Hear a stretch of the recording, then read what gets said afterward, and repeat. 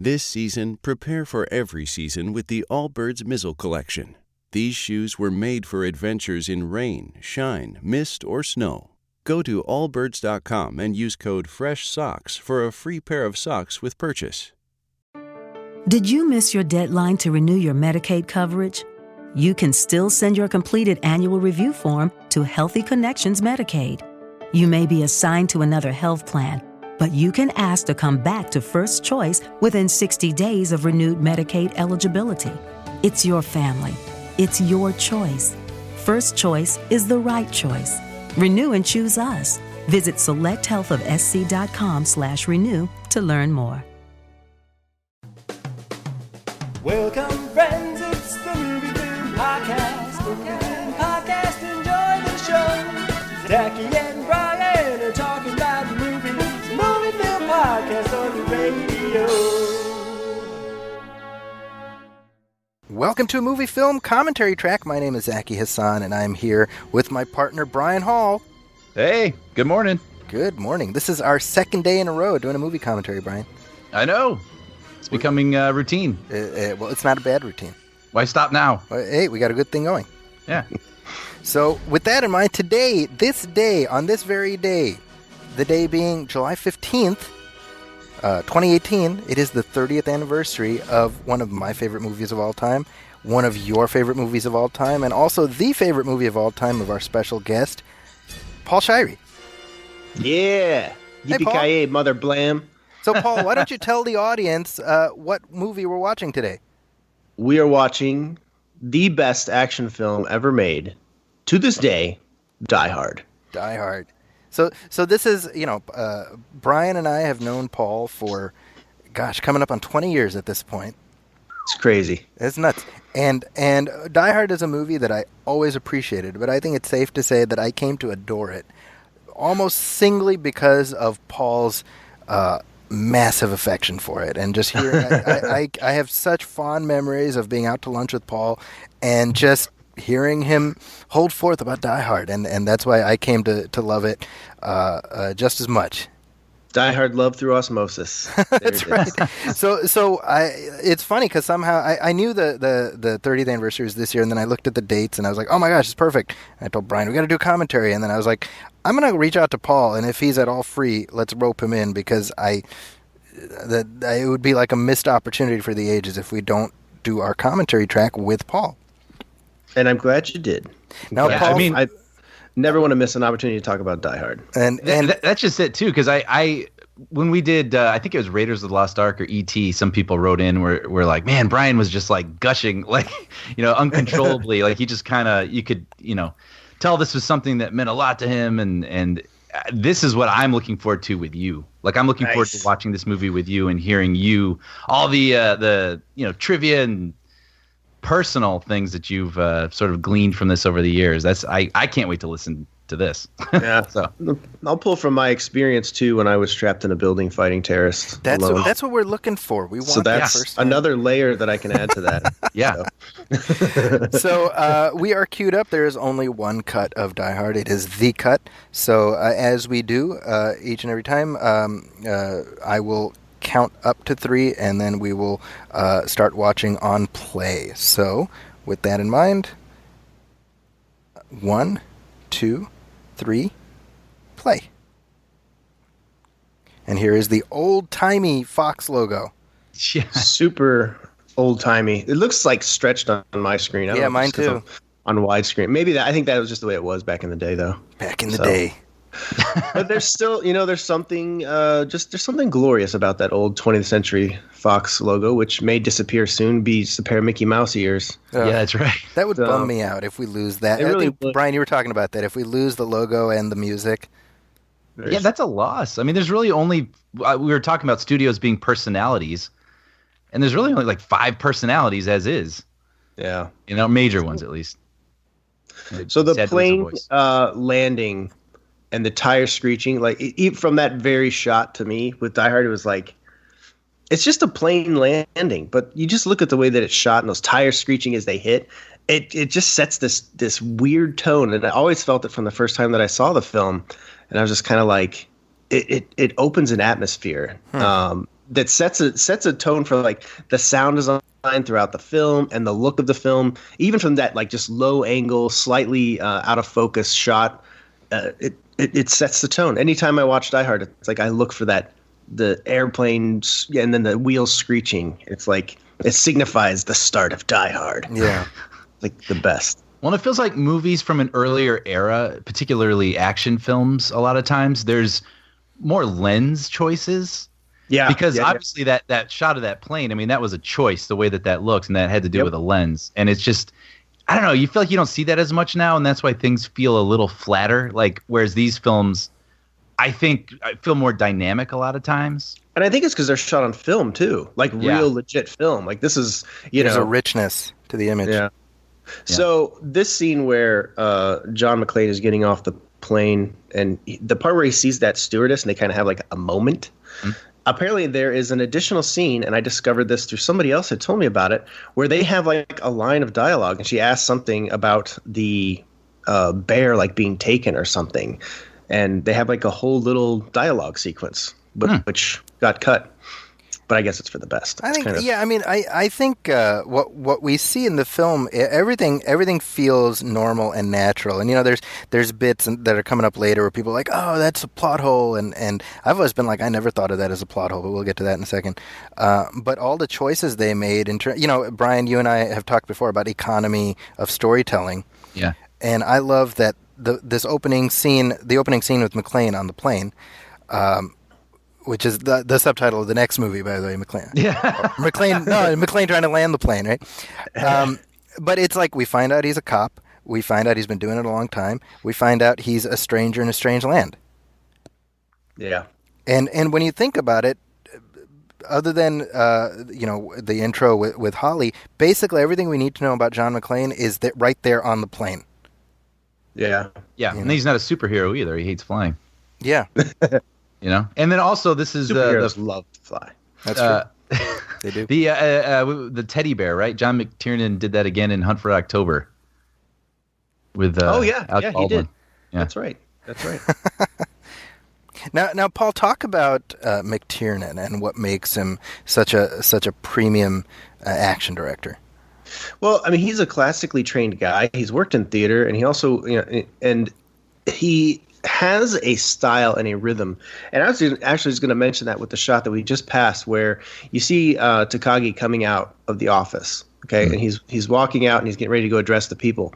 That's all one shot. And so he's walking out, right? He walks out of the office and he walks over to that balcony, and the camera follows him. You see him first. You're facing him, then you're behind him, right? And the camera goes up, and he's talking to everybody, and you see everybody, and then you see Holly come out of the elevator on the right-hand side. This is still the same shot. Yeah. The camera is watching, and first you're focused on Takagi, then you're focused on the people, then you see this woman get out of the elevator. Then the camera, still in the same shot, is following Holly as she walks across that crowd and out of the room, which tells you a whole story about Holly right there, who she is. And this is all in one shot. And McTiernan does this throughout the film. He does it through all of his films. He has these long takes where everybody's always like, "Oh man, did you see that long take by De Palma and blah blah blah?" It's like, no. Go watch. The reason John McTiernan's long takes are great is because you don't notice them. They're not sure. They're amazing. Yeah, and they just flow. And that to me is like a really great long take shot.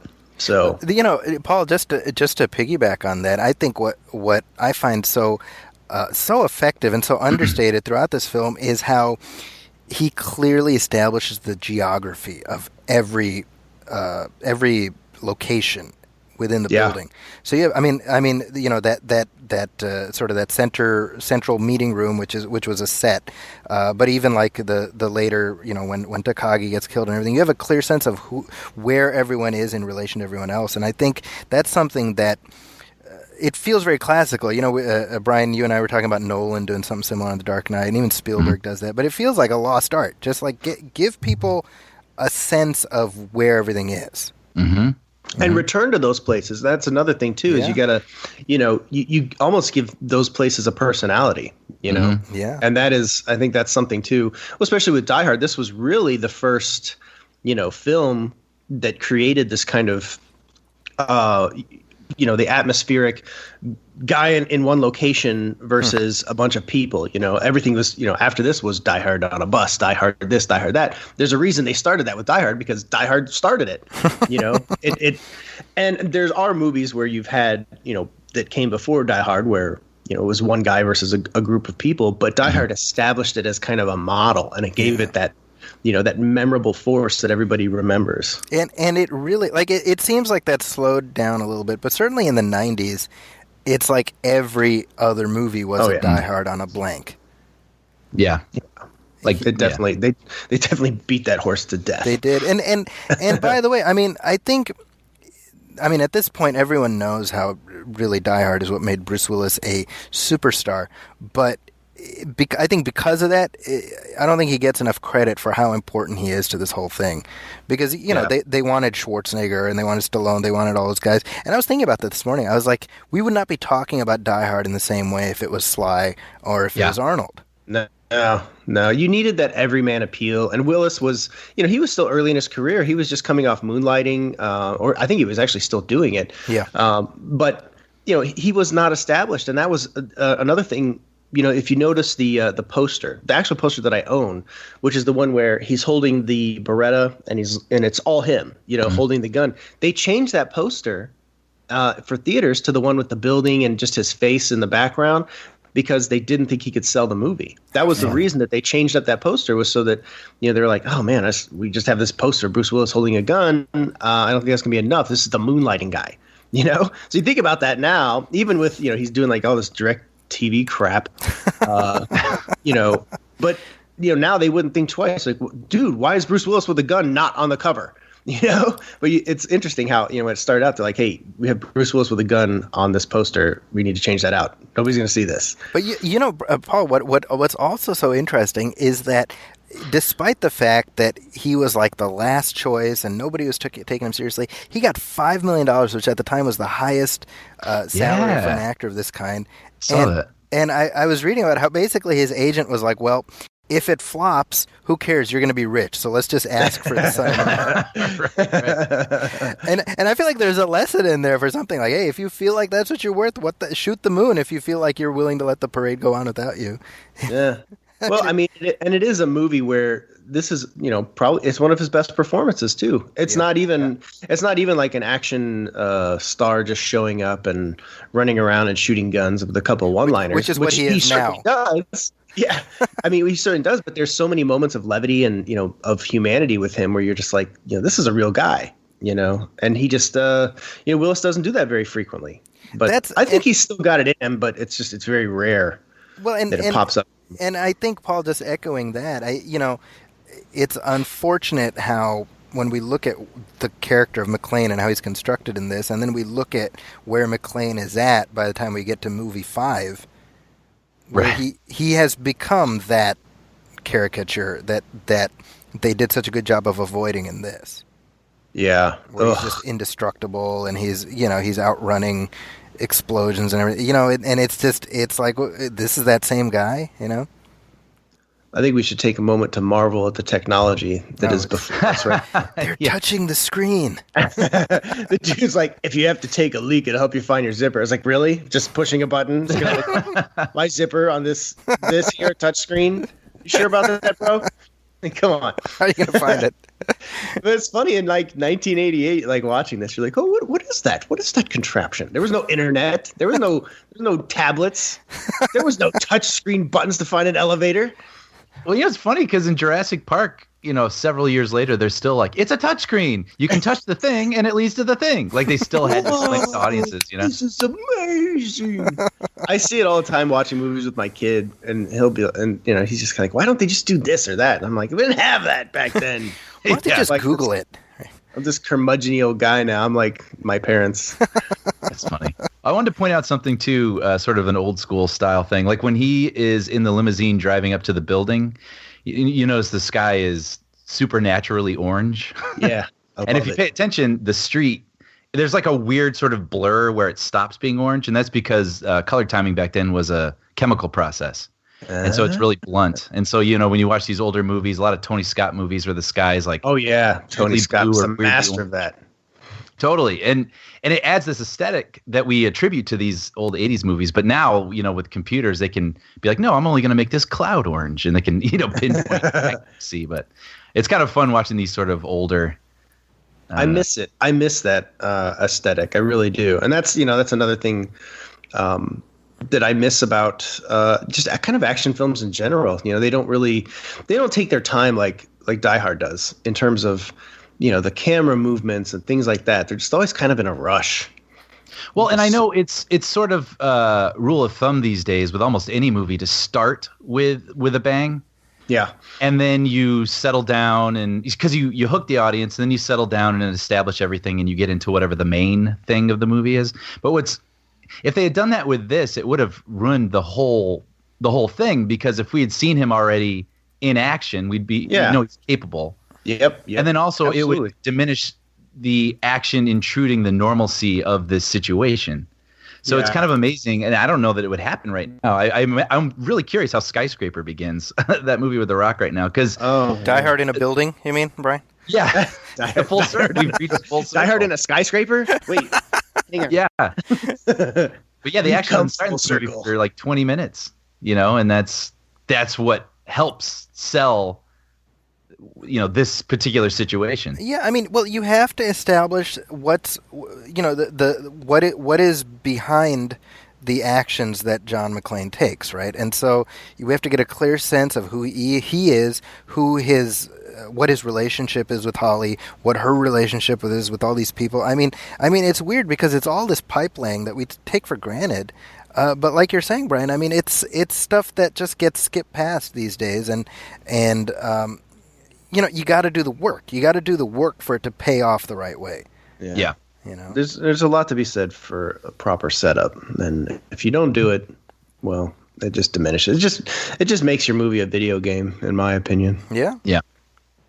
Which can be fun in the moment, but it doesn't stick with you. Yeah, it's not gonna resonate. By the time it's like, it was fun, so they can just put in for explosions in the background. But Die Hard's got the meat. So there's one thing to look for with McTiernan is it's very rare that he does a static shot, but when he does, it's always for impact. Mm. So you'll watch, like, even now the camera's moving. This is not just a camera just sitting there. Holly's just walking up, being reunited. The camera's still moving. It's not just set on a tripod.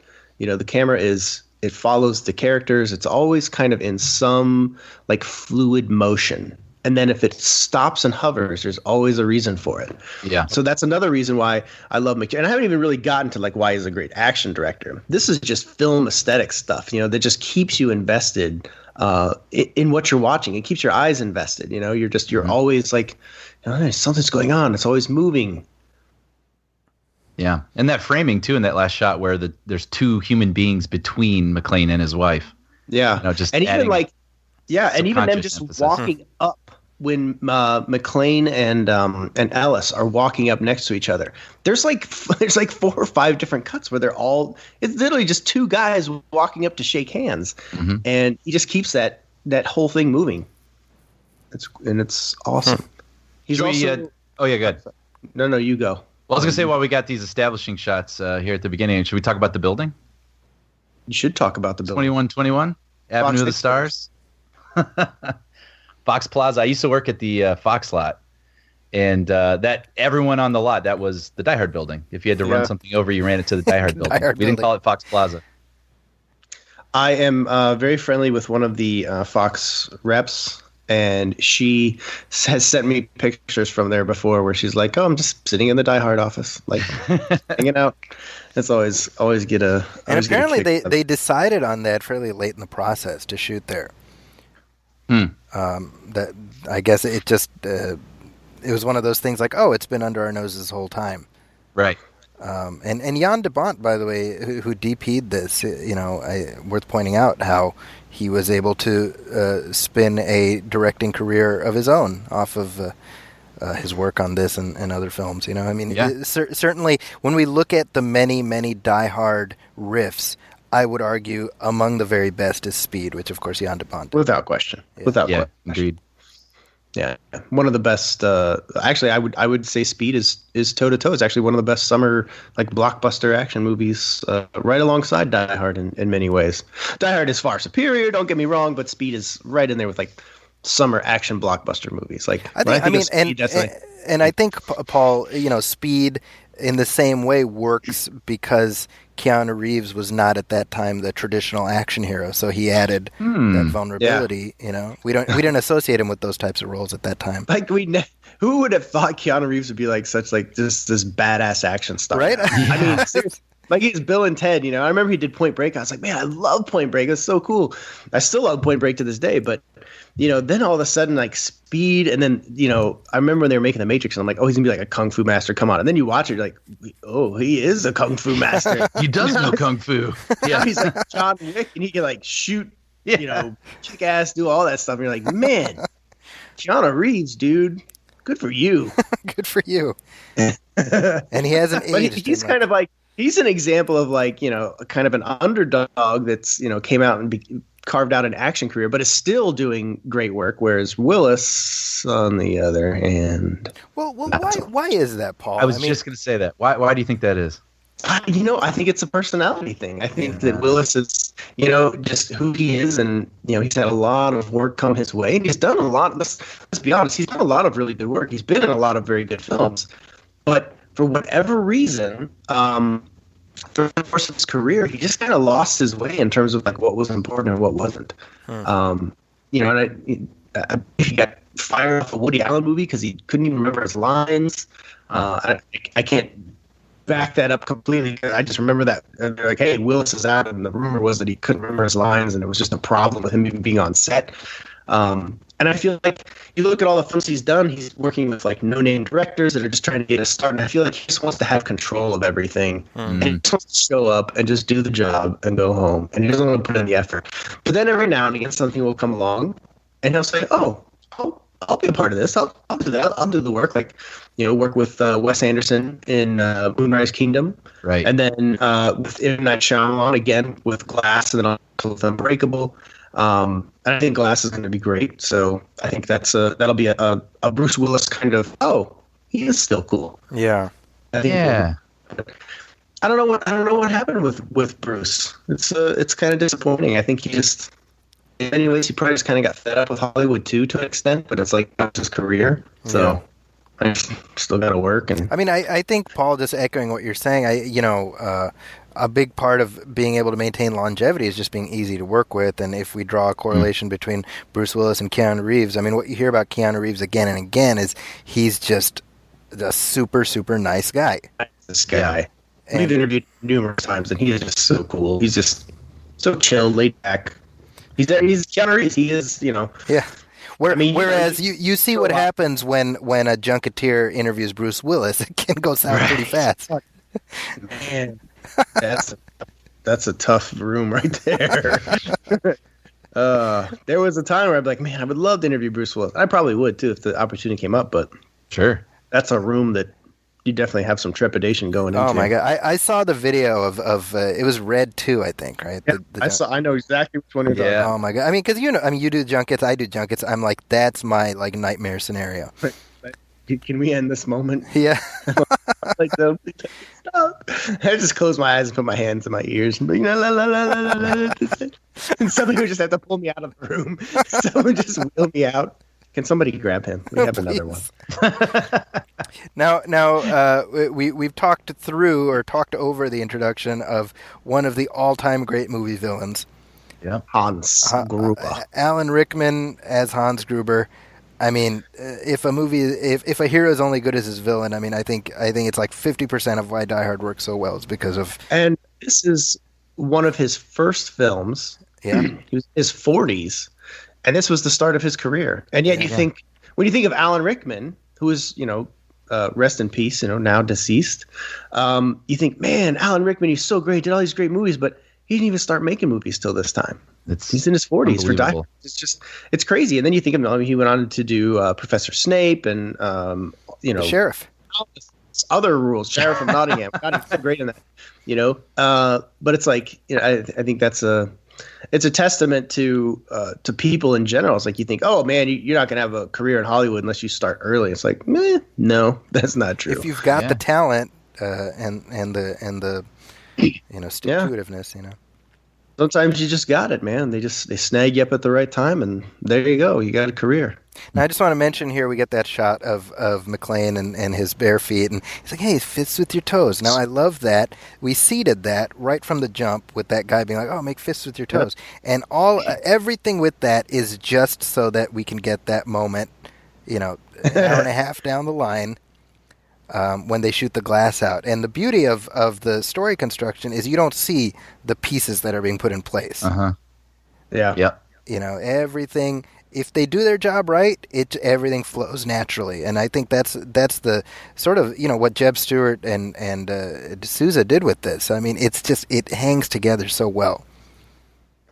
Well, true on that story. note, Whenever I go to a hotel, I do take my shoes off and make fists with my toes. Oh yeah. I actually, this is no lie. I always think of Die Hard when I go to a new hotel. Anytime, as soon as I take my shoes off, like that's how ingrained this movie is in my head. It's not necessarily that I make fists with my toes. It's just that I think of that. As soon as I take my shoes off and I'm in a new place, I'm always like, I've just flown somewhere like all day. I always think of Die Hard. Son of a bitch! Never fists with your toes. Well, I was going to ask Paul. So now, have you read the book that this is based on? I haven't. I haven't read it though, but it is so different, so vastly different. Well, I don't want to say vastly, but there's just a lot of stuff that happens. It's way more tragic. It certainly doesn't end on a really happy note. And it's a sequel, right? Like this is a character who has a series of books. Right. It's a character that's in a number of books. And the book is called Nothing Lasts Forever. And the author's name is escaping me, but I actually have the book. It's Roderick Thorpe.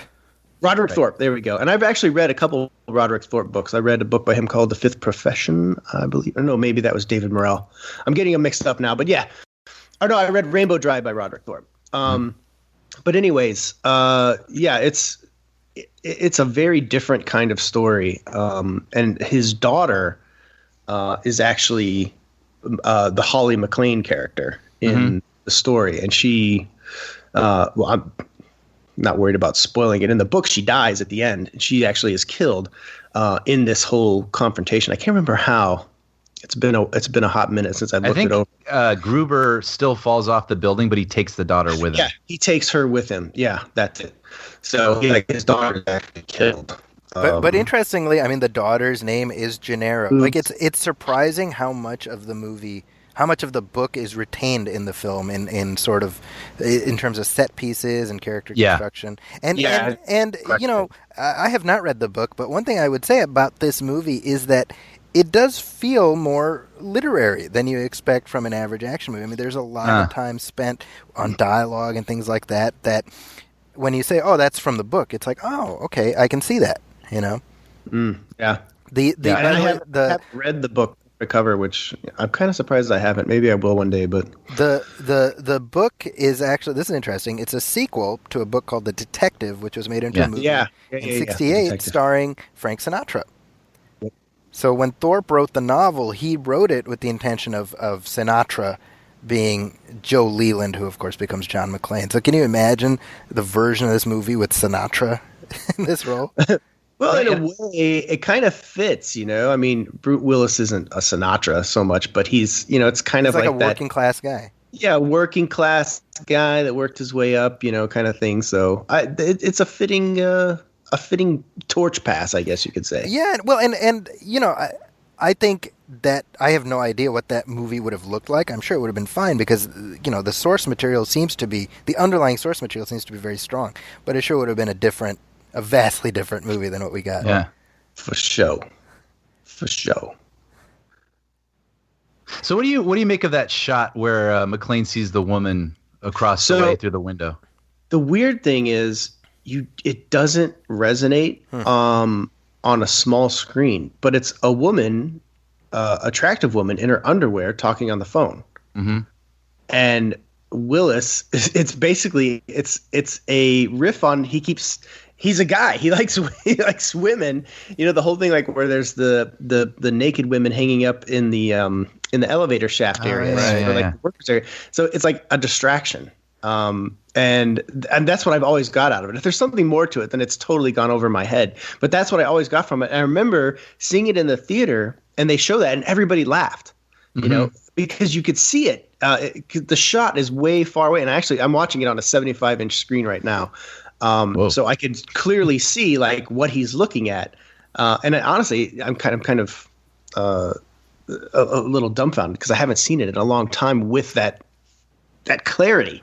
But I just remember seeing it in the theater, and everybody's like laughs. They're like, oh, he's like, you know, here he is trapped in this building, shit's going down, and he looks over, and there's this, you know, half naked woman on the phone just talking over there with one light on in this entire building. And it's just like there's like this weird break in the whole thing, and everybody in the theater laughed. So Yeah. I don't know. I don't know if there was more to it than that, and maybe it's just a shot that they had another intention, and I just didn't get it, if there was. Now, this reminds me, too, where he looks in that room. I read somewhere that they were going to play more into the fact that the building was automated with like some sort of supercomputer. And so they actually have the computer. You can see it in some of the rooms. They just don't address it. I'm not familiar with that part, but It was like earlier drafts or something. Nice suit. John Phillips, London. I think the contrast between working class John McClane, a very noticeable Jersey accent, and then Hans Gruber being refined and, you know, sophisticated, classically educated kind of. Yeah. It is kind of like the working man versus like this uppity jackass. Yeah, and I mean, I think what stuck out to me rewatching this as we prepped here, and this is not some shocking discovery, it is pretty apparent, but like it's not just, you know, the conflict is really boiled down to the idea of McClane being, he's the guy with his feet on the ground, his boots on the ground, if you will, he's doing the job. No, feet on the ground. Feet on the ground too. Well, later on, yeah. But even, you know, we have the FBI guys, we got Dwayne Robinson, like they're the suits, right? And they don't know what's really, you know. So you've got Al Powell and John McClane. They're the working class guys. Which, I mean, to me resonates even more. I mean, just coming like from a military perspective, sure. That's how it is. The boots on the ground are the people that know what's going on. Always. Everybody else that goes up, every echelon you go up, they actually know less and less because they're not on the ground. They don't really see what's going on. So all those people that are standing outside that building, they have no idea what's going on inside that building, you know? Right. So, but McClane is there, you know, he's in it. He's in the fight. So it's almost like this weird correlation. I guess you could attribute it to that today in a military sense, where you have like the soldiers on the ground that are actually doing the work and they're there in the fight, versus the people that are, you know, in Washington or anywhere else just wearing a suit and, you know, making big decisions or trying to anyways, while you have the boots on the ground that are actually, you know, in it and know what's going on. So yeah, I mean, I think that culture clash, I think, is so interesting because it's like, you know, you could easily see the version of this where it's more, you know. And I'm watching Hawaii Five-0 all the time now, right? And the show leans heavily on, trust the organization, trust the police, whatever, to do the job, and that's the way that show is structured. Whereas in this, it's not even trust the organization, trust that there is at least one man in the organization. Yeah, who knows? No, that's true. Down, you know. Yeah, it's very true. You know, this is interesting. Now I was just gonna say real quick, that wide shot where they established that. The room, like lightning bolt long table that we will be experiencing later, or John will be experiencing later. It's kind of a nice way of getting the geography in your head. Yeah, again, same as what Zachy was saying earlier. You know, every setting, every piece of this is established firmly because we revisit all these scenes, even down to Brian, the same one that you mentioned, where you open that room where you see like the Christmas lights and all the computer and stuff. There's a big shootout in there later. Mm-hmm. So there's all these different places. They foreshadow every little location, so you keep returning to it. And it's like when you move into a new town, right? you don't know where anything is, and then you start driving around and things start to look familiar, and then they become very familiar. And then you have favorites, then you have places you're always going to. That's what Die Hard does. Wow. You're moving into this new place, and all of a sudden you see it. You get a little look. You're like, okay, that's looking familiar. And then by the time you get about an hour in or so, you're like, oh yeah, that's that place. That's that place. And this scene is just a brilliant scene, because what this scene does is this sets up who Hans is. Yes. This whole scene, it's really not about Takagi at all. This scene itself is really about Hans, because we're about to see what kind of man he really is and what he's willing to do. Because this, the whole countdown thing, we've all had the countdown thing, and you never, at this point, we don't know if Hans would really shoot him. Right. We have no idea. Like, we've seen this movie 1,000 times, so we know what happens. But imagine watching this for the first time. You would have no idea. You see Takagi nervous, and then this is it. Boom. Okay. Well, and by the way, Paul, I mean, I think what's also worth pointing out is that the movie has taken the time to make us like Takagi. Yeah. You kind of like, in a way, you kind of feel for him, and like, father of five, built this business, started from nothing. Just Hans recounting his story allows you to like Takagi. But then at the same time, it's like, later on, Holly's like, tell that to Takagi, because he could have just given them the codes, and they could have got that shit and just left, and nobody would have died. Think about that. Yeah. He could have just said, here, take it. It's really Takagi's kind of like his greed, I guess, that cost everybody everything in Die Hard. Funny. I didn't even think about that, but you're right. Because if Takagi just said, here's the codes, take everything, they could have just taken everything and drove off, just like a store robbery. But instead, because he says no, because he won't give them the codes, which he could have, he dies, and then more people die. So Takagi's to blame for everything. Takagi's to blame for the event of Die Hard. That's funny. I didn't think about it that way. Screw you, Takagi. I'm like, you just turned me around. Takagi gave us a good movie by being a greedy asshole. This becomes like the one place where people start blaming Takagi for this whole movie. So it's like, you ever hear that wacky commentary where these guys completely turn on Takagi?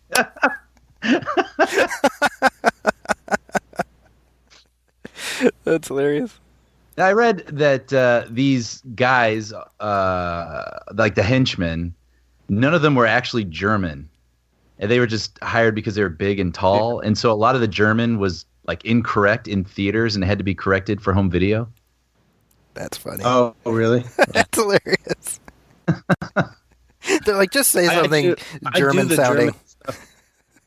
Wait, what? I do that all the time. Like, I'm like, come on, sir. I don't even know what I'm saying. I'll just make that sound sometimes. I'll just like, I just randomly. Yeah, or yell Schnell or something. It's like, just grunt something. It sounds German. I have no right to speak any German. I don't speak German, but I all the German I know is from Die Hard, and it may not even be German. Right now, yeah, I know. I was watching Alan Rickman with the sound off, because I mean you can hear his voice in your head, but I'm noticing in a way that I've never paid attention to before all his facial acting. Yeah, just how confident and smug and calculated it is. It's really something. Yeah, Alan is. He's amazing. He really is. He gives just such a tremendous performance in this. It really set the tone for his whole career from here. Yeah. And that Speaking was, every role he did, you knew you were going to get something interesting and different from Alan Rickman. As long as we're going to like geek over shots, McClane is looking at the fire alarm, and they don't cut for his face into the alarm. They are on his face and whip over to the alarm, so you see what he's seeing, and you don't see him pull it. You just cut to the lights going off because you know he pulled it, and you see everyone react. Economy of storytelling. So that's what street is that, Brian? So okay, yeah, as I mentioned earlier, working at the Fox lot, what is really cool about this movie is the fact that this movie takes place on Avenue of the Stars, which is right where Fox is located, and this Fox Plaza building. And they really make use of that location, of that block. And so Avenue of the Stars specifically has this bridge that you can cross over the street, and it also has this median with this elaborate fountain that takes up a little portion of it. And you see that on prominent display later when there's the cop cars and the helicopter flying over. And what's really cool, well, and also whenever there's police radios, they're actually talking about legit geography and streets leading up to this building. So it's kind of fun working there when you're driving to work. You know, this being a movie that I'm so familiar with, it's sort of like you got to drive through this set from this movie you love all the time. So. That's awesome.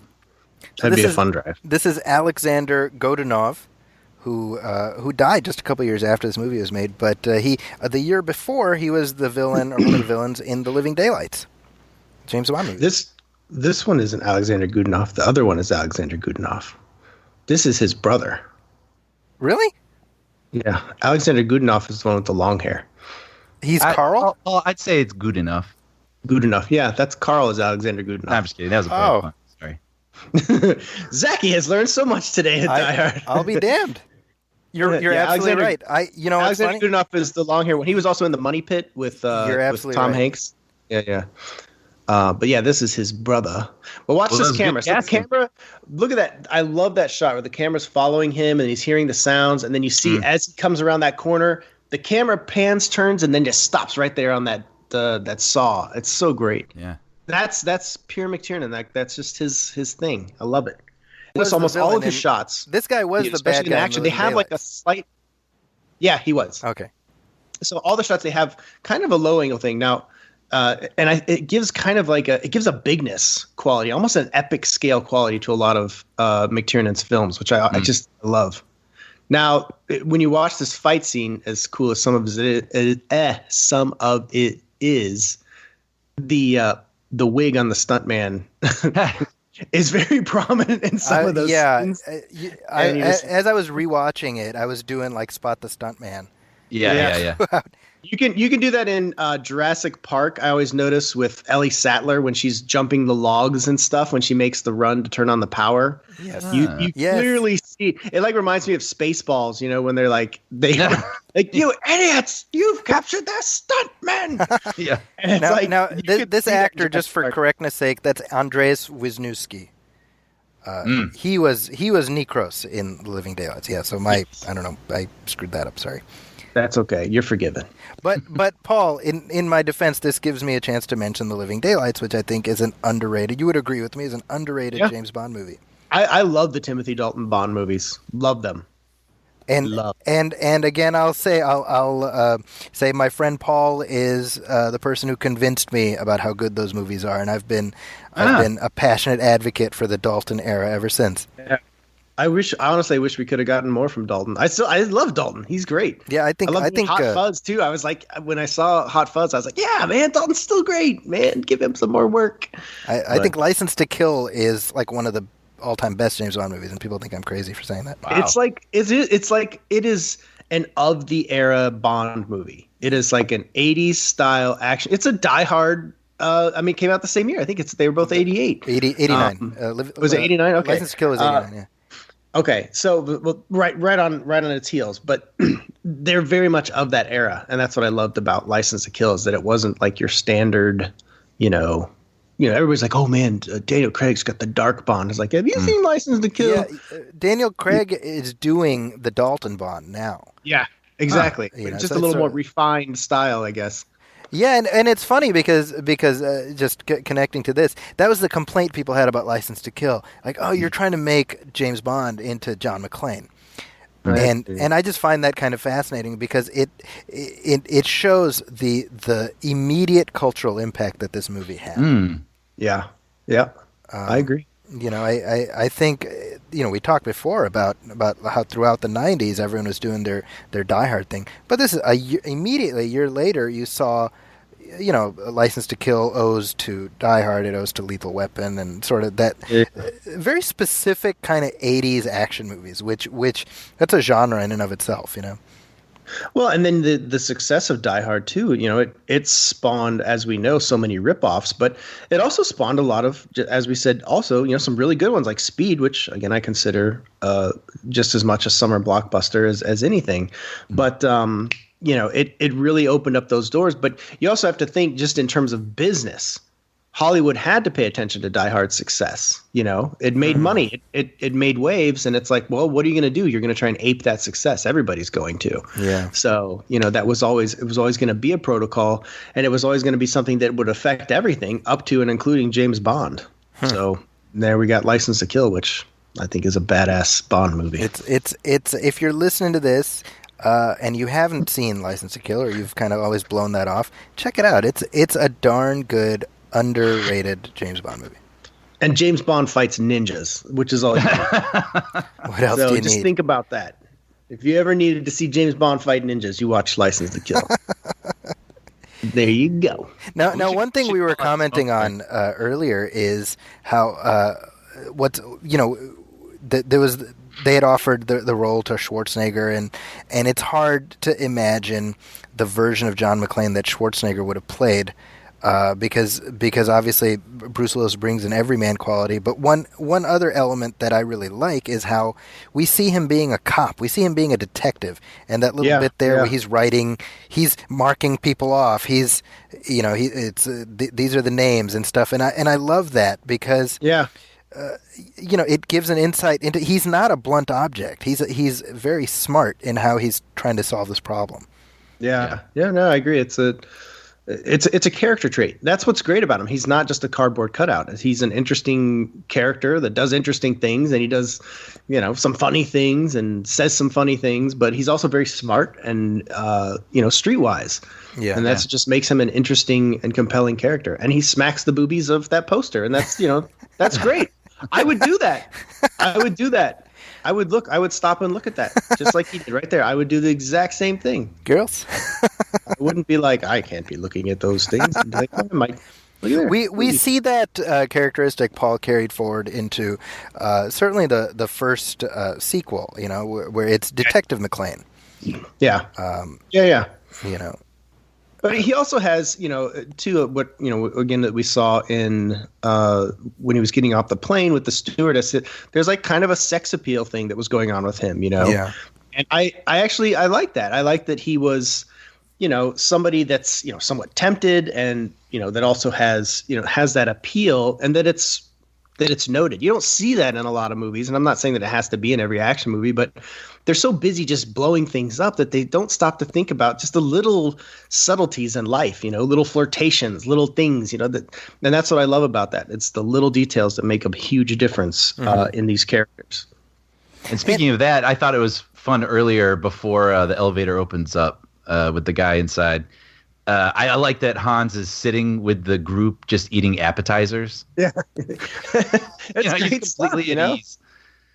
He's like, these are really good. Just waiting. We're going to break in. If Takagi would have just given us code, guess what? Y'all would be home right now. But Frickin' Takagi. Yeah. He had to be. Now I love this exchange. It's probably one of my favorites in the whole movie when the 9/11 dispatcher is trying to just blow him off. Right. I always remember that from the trailer too. Me too. When I was seeing that on the trailer, that was like the part they really played up. That it was like, and I think that was part of the appeal that got people into theaters too, is that they were like, oh, this is like, it's not just a big action movie, but there's actually some, comedic elements to it. Like, that looks fun. No effing shit, lady. You think I'm ordering a pizza? It's great. See, but again, it goes to what we were talking about earlier, right? It's like nobody wants to believe the guy who's in it. Right. It's all these people, all the pencil pushers and everything who are like, no, actually think about it. They're trying to tell him nothing's going on. Yeah. And it's this perfect. I think what makes Die Hard work is what makes the best movies of this kind work is as you watch it, you're like, what would I do in this situation? Mm-hmm. Right. And we kind of hope we would be as together as McClane is, so it's in that weird way, it's a what would you do movie, but it's also a wish fulfillment movie. Yeah. To a point. Yeah. Because you live vicariously through this guy who's just who's on his own, but he's one step ahead of the bad guys at every, Granted, I don't think any of us would want to walk across a room full of shattered glass. No, I'm awful. good. Right, but Oh, you're I'm right. sure- Like it keeps it at that grounded level where everything that he does in this movie, he pulls off with the things available to him. Yeah. Yeah. So it is easy to put yourself in that spot because he doesn't have a thing that you don't have. You know, some like magic Exactly. wand. He doesn't have a James Bond gadget just carrying the Yeah. metaphor forward. I mean, he doesn't even have shoes. yeah. Right. So there you go. So the other thing I wanted to mention was the sound design for the guns. So if you look at a lot of movies that are out today, the gunshot sounds, I've never seen a movie that measures up to what the gunshot sound design is for Die Hard. They have this bass induced like kind of thud, this booming this sound that is just unmatched. I've not seen another movie that has that. And I always, every time I watch it, I'm like, have these guys not seen Die Hard? Like these gunshot sounds, they sound so just like boring. Right. But the ones in Die Hard are they are amazing. Like I don't know what they used or how they captured it, but they did just an astounding job. Like this part here where Carl is stalking McClane and he gets ready to fire on him. As soon as you hear that gun blaring, it is this bass induced like perfection. It's awesome. It's great. And I highly recommend anytime you watch Die Hard. We're watching it on mute right now, so it's a little different. But like when you watch Die Hard, you need to watch it loud. Like that is just kind of a requirement. You need to be watching it if you have a surround sound, whatever it is, clear your calendar, let the neighbors know, and watch that movie loud. And I guarantee you the experience will be that much better. The sound design has to be heard as loud as possible. You get to the part where McClane unloads his gun from underneath the table. Just listen to the sounds of that Beretta as they're firing off. It is amazing. And it doesn't compare to any other film out there. I can't think of any other film, even like John Wick or whatever, shoot 'em up movie you have out there. They simply just don't have that sound design. And every time I'm like, why have these guys not seen Die Hard? I know they've seen Die Hard. Like, what's the problem? So. But did you see this in theaters when it first came out? I saw this 14 times in theaters. 14. Seriously, 14 times? It's the only movie that I've seen that many times in theaters. It was, 1988. I was 11 or 12. So Paul, let me ask you, right? Because now Die Hard is a brand, right? At the time, it was an action movie starring Bruce Willis. What got you into the theater that first time? My grandparents took me. I mean, I was just a kid. And, you got to look at it, too, from, God, I hate showing my age like that. I feel more older every day because I do get older every day. But, there was no internet. There was no movie news sites. There was no place that you went to get information other than magazines or newspapers or, strangely, Entertainment Tonight, where they used to actually talk about movies. Yeah. And, I just remember, we saw the trailer for Die Hard. I saw the mostly TV spots. I think that's where I was mostly exposed because I'd just be watching TV and I'd see the trailer for it. And that was just like, oh, yeah, that looks really cool, And I do remember the summer it came out. I saw it with my grandparents. I saw it with my dad. And I remember we went to a cabin with my dad and his girlfriend and with my brother. And I remember we had a newspaper with us, and it had a full-page ad of Die Hard.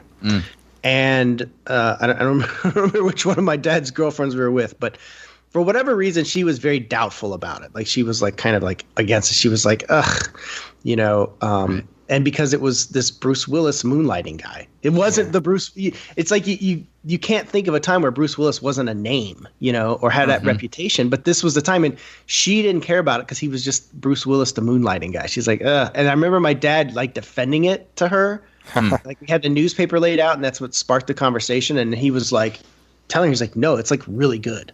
It's like really, really good. And it's just funny when you think about it. It's like before Die Hard had cemented itself as, the ultimate action movie, there was a time where people just were like, I don't think so. That looks stupid. It's like, crazy? That is so funny. So now it is the bomb diggity. See, I remember the first time I became aware of this was I was visiting Pakistan, and there in the newspaper they had so this would have been probably, I want to say sometime in 89, probably summer of 89, and in the newspaper they had an ad for it. So it was the first time I'd ever heard of this movie, and I didn't know who Bruce Willis was. I knew Moonlighting, but I didn't know Bruce Willis. I didn't make the connection. So it's this name I don't know, and it says like the ad says something like John McClane is in trouble. The last thing he can afford to do is die easy. And I saw the ad, and I was not even 10 at that time, and I was like, that looks dumb. Like it just looked like a million other cheesy action movies, you know? Yeah. And my brother was like, no, like that was the #1 movie of last year, and I was like, oh, okay. And so we rented it, and it blew my hair back. Oh yeah. But even then, it took until the second one for me to realize that this thing was a phenomenon. Right. Because all the hype surrounding Die Hard 2. Yeah. So I remember whole that line- more. Because That whole line when he's crawling in there and he's, he's come out to the coast, we'll get together. It took me probably like years before I finally figured out what the hell he said. I never got it. I remember being in the theater and everybody laughed. Dude, 14 times at the theater too, seeing it. And everybody laughed and I was like, what did he say? Like, I just didn't get it. And it was just, now I get it. It's one of those jokes where you kind of like, it's like talking to yourself and, just kind of that self-referential comedy. And I didn't get it. Like I didn't get it as a kid. And then it took me years and years. So I was like, oh, that's what he said. Oh, and that's why he said it. And that's why it's funny. But I didn't get it as a kid. And Paul, I mean, to that point, that feels like it was an innovation of this character. He's quipping to himself. Like we got the one-liners to the bad guys. That was like standard issue Schwarzenegger and Stallone. But he's trying to keep himself his own spirits elevated by just that's a new thing. Like I'd never seen that before. Yeah. And it made him more relatable. And this scene too here where Carl is, this is a great like suspenseful sequence here. And, props to Michael Kamen, again, rest in peace. Great score to this film. It's got like the Christmas elements kind of mixed in there with like the bells. And it's such a fitting score and it just flows well with every sequence. This one especially. Definitely one of his best scores. Awesome. And also, I'm just thinking about it now, but with Bruce Willis in that vent, and you're worried that they're going to shoot the wrong portion of the vent where he's hiding. I mean, that's a trope. But did that kind of begin with this? Have we seen that before this? I don't think we have. Now here we are back at another location that we're, again familiar with, which is about to get crazy again. I'll never forget too. I know we didn't talk about it that much earlier, but that the whole brain splatter from Takagi, that was shocking at the time. Like that was really gory, violent. It's pretty intense, I remember seeing that. I was like, oh my God, like this dude's head has just got splattered all over that window. Like that was pretty intense. Mm-hmm. And it's still intense today. Really, you don't see that just because, now most movies are PG-13. You don't see that kind of, blood and gore. Including Die Hard sequels. Yeah. Yeah. Oh my God. Well, 80s squibs were a special brand of squibs. You know what I mean? I miss squibs. Yeah, it's true. Everything is digital now, You look at come on, look at like Paul Verhoeven and McTiernan and those, all those guys using squibs back in the day. Like they squibbed. They knew what they were doing, boy. And then there was good stuff, man. Like you look at Total Recall, that's all squibs. There's no digital. Man, you think about how much blood flows in that, or even RoboCop. Like that's all effects, like practical. That's beautiful stuff. Nowadays they're like, if we do an R, we'll add some blood. If not, we're good. PG-13. They definitely seem scaled back as well in terms of intensity of what's released from the squib. Oh, for sure. Yeah, like RoboCop and stuff. I mean, it's like all these water balloons going off on people. I know, like, and in Planet Terror, the Grindhouse movie with Robert Rodriguez and Tarantino, that was something that he did, and it was almost like buckets of paint just being splattered out of people. His squibs. It's like way over the top. Kind of funny though. Yeah. So just random. I wonder if this is just me, but the guy who they have being the security guard, he always reminded me of Huey Lewis for some reason. I know. Oh wow! He does. He always looks. I always think of that too. Oh, and he's in a bunch of these action movies too. He's in Action Jackson, and he's running around like he's like a ninja almost. And I always think of that too. It's like Huey Lewis the ninja. There he is. Okay, so I'm not alone on an island. Okay, that makes me happy. He looks exactly like him. Now Reginald Vell Johnson here. I was reading about how they were pushing for like Robert Duvall to play Powell, or even I think McTiernan wanted Lawrence Fishburne. And the casting director was like, no, Reginald Vell Johnson. I just worked with him. He's great. And this was basically his first big movie because he had been in. I mean, he was in like Ghostbusters, playing I think the same character in Ghostbusters. Yeah. Reginald Vell Johnson is just like on-screen cop. He's so good in this. He really is. So this scene where where you see Reginald Vell Johnson walking in, he's like, oh, the hell with this. You can see that there's a guy with a gun in the corner there. But if you watch this in pan and scan, yes, I was thinking about that. Gun. You never see it. I was thinking about that the first time I saw this in widescreen. I was like, who knew? It's interesting too on this scene where McClane, as soon as Marco runs in there, and they have their little face-off, that McClane actually doesn't just shoot him. He's like, as a cop, he's like, put your weapon down. He's not like, dude doesn't. He had every right, every plausible reason to shoot. And the Marco audience would have gone He's along holding with a it. gun. He's a terrorist. This whole situation is crazy. Had he shot and killed Marco right there on the spot, whether he had his arms out or not, he still has a gun in his hand, and he was there, committing a terrorist act. Probably better off had he just shot him anyways, but he's a cop. So I think that says a lot about the integrity of the film, too, and the integrity of the character, is that he doesn't just shoot.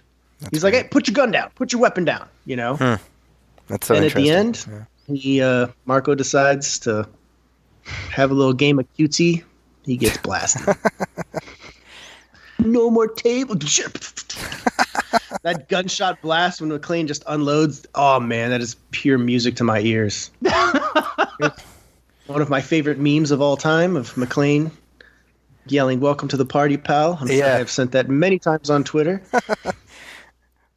So thanks for that, Die Hard. Gift keeps on giving that never thought it'd give.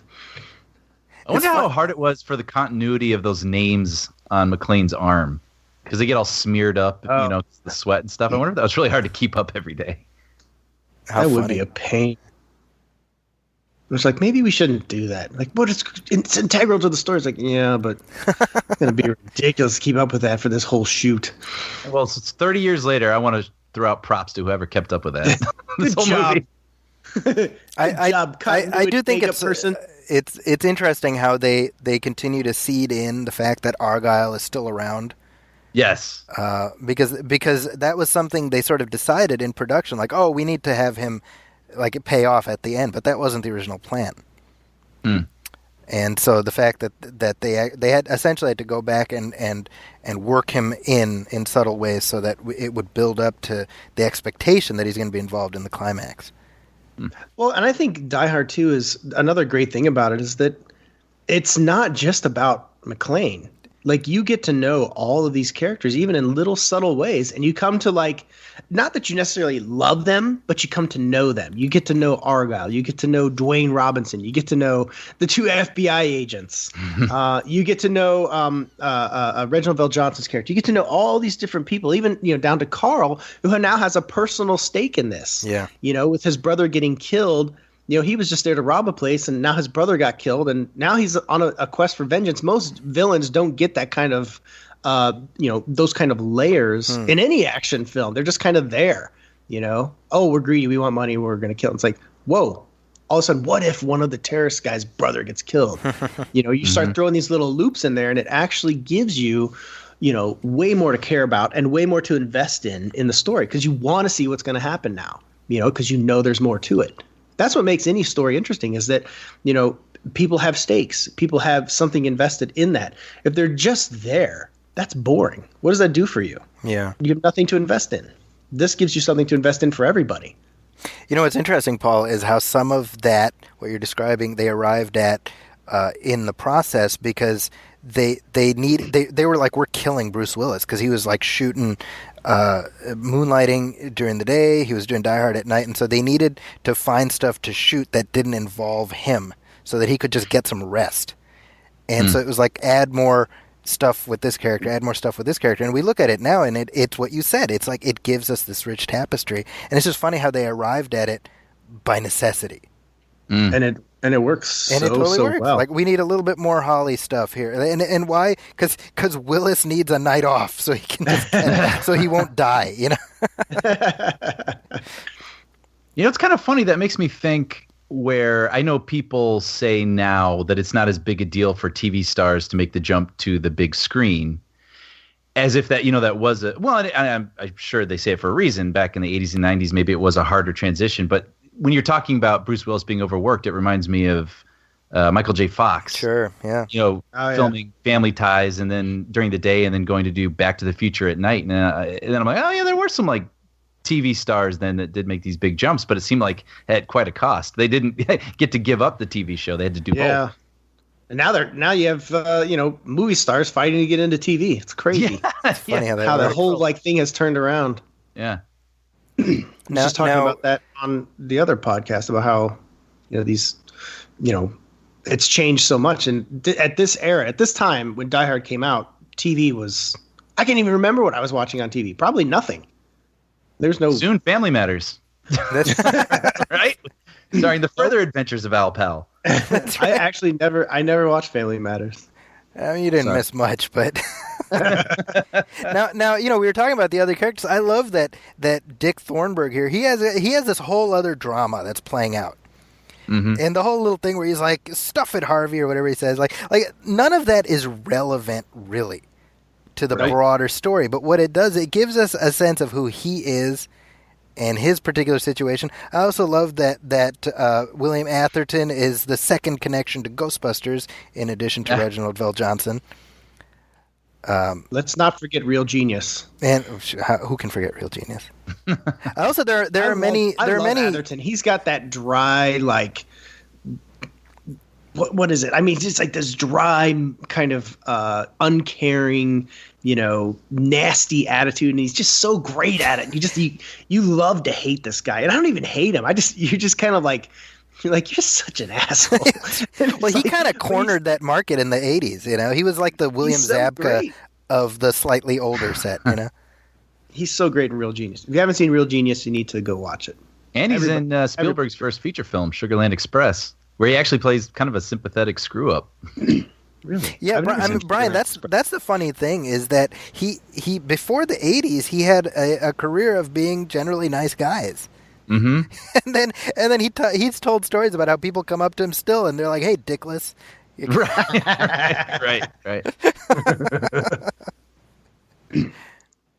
I'd be like, "Hey, Jerry, do you want me to get your laundry for you?" That's from Real Genius. Real Genius. There's also many Lethal Weapon connections because we just saw Mary Ellen Trainor, and then of course the Michael Kamen score, and oh shoot, I forget his name. The actor who plays Agent Johnson, one of the Agent Johnsons. Mm-hmm. Robert Davi? No, the other Agent Johnson. The other one. I forget his name, but he's in the first two Lethal Weapons. He was also, I got to look up that actor's name, but he was Balrog in the Street Fighter movie, directed by Steven D'Souza. Street Fighter, fresh in your brain. Classic. Having been a recent purchase. I choose not to comment at this time, Brian. Starring a coked up Jean-Claude Van Damme. Yeah, literally dying villain. Paul LeBax, Grandel Bush, that's the actor's name, by the way. Grand Bush, that's right. But my kids are super into the Street Fighter video game, so they've begged me to buy the Street Fighter movie for them, and I'm like, all right, well, this is like the window where it's your funeral, kids. Yeah, right. I'm like, all right, well, this is the window where you might like it, so fine, and we haven't watched it yet, but you're like, you can watch it when Dad is asleep. That basically, yeah. But it's kind of a shame because Steven D'Souza, he wrote this. And a couple other really high profile names, but I feel like he's never matched Die Hard. Never. Nah, not even close. I used to follow him on Twitter too, but then I stopped. Oh, I hope he's not listening. I know. He's like, sure hey, Die Hard commentary. What? Oh, why are you not following me on Twitter anymore? Pretty much, if every other tweet is about Trump, I'm done with you. Like, I don't need to. It's like, if that's all I gotta, if that's all that's in there, I'm like, yeah, I'm not here for that. That's cool. Have fun. So Paul, talk about John McTiernan, Paul. Yeah. Okay. Love John McTiernan. So I was telling Brian earlier that kind of similarly with D'Souza, I feel like Die Hard was like his peak. He made solid movies after, but I don't think he ever topped Die Hard. Would you agree with that? I don't say he topped Die Hard, but he made other films that I think are just outstanding. I love Last Action Hero. It took me a little while to warm up to it. I actually think it's even better now if you watch it. I think it resonates a little more. I haven't revisited Medicine Man in a really long time. Oh my gosh, I forgot he did that. Jerry Goldsmith score. You got Sean Connery. I'd really like to rewatch it, but I remember it looks phenomenal. It looks very McTiernan.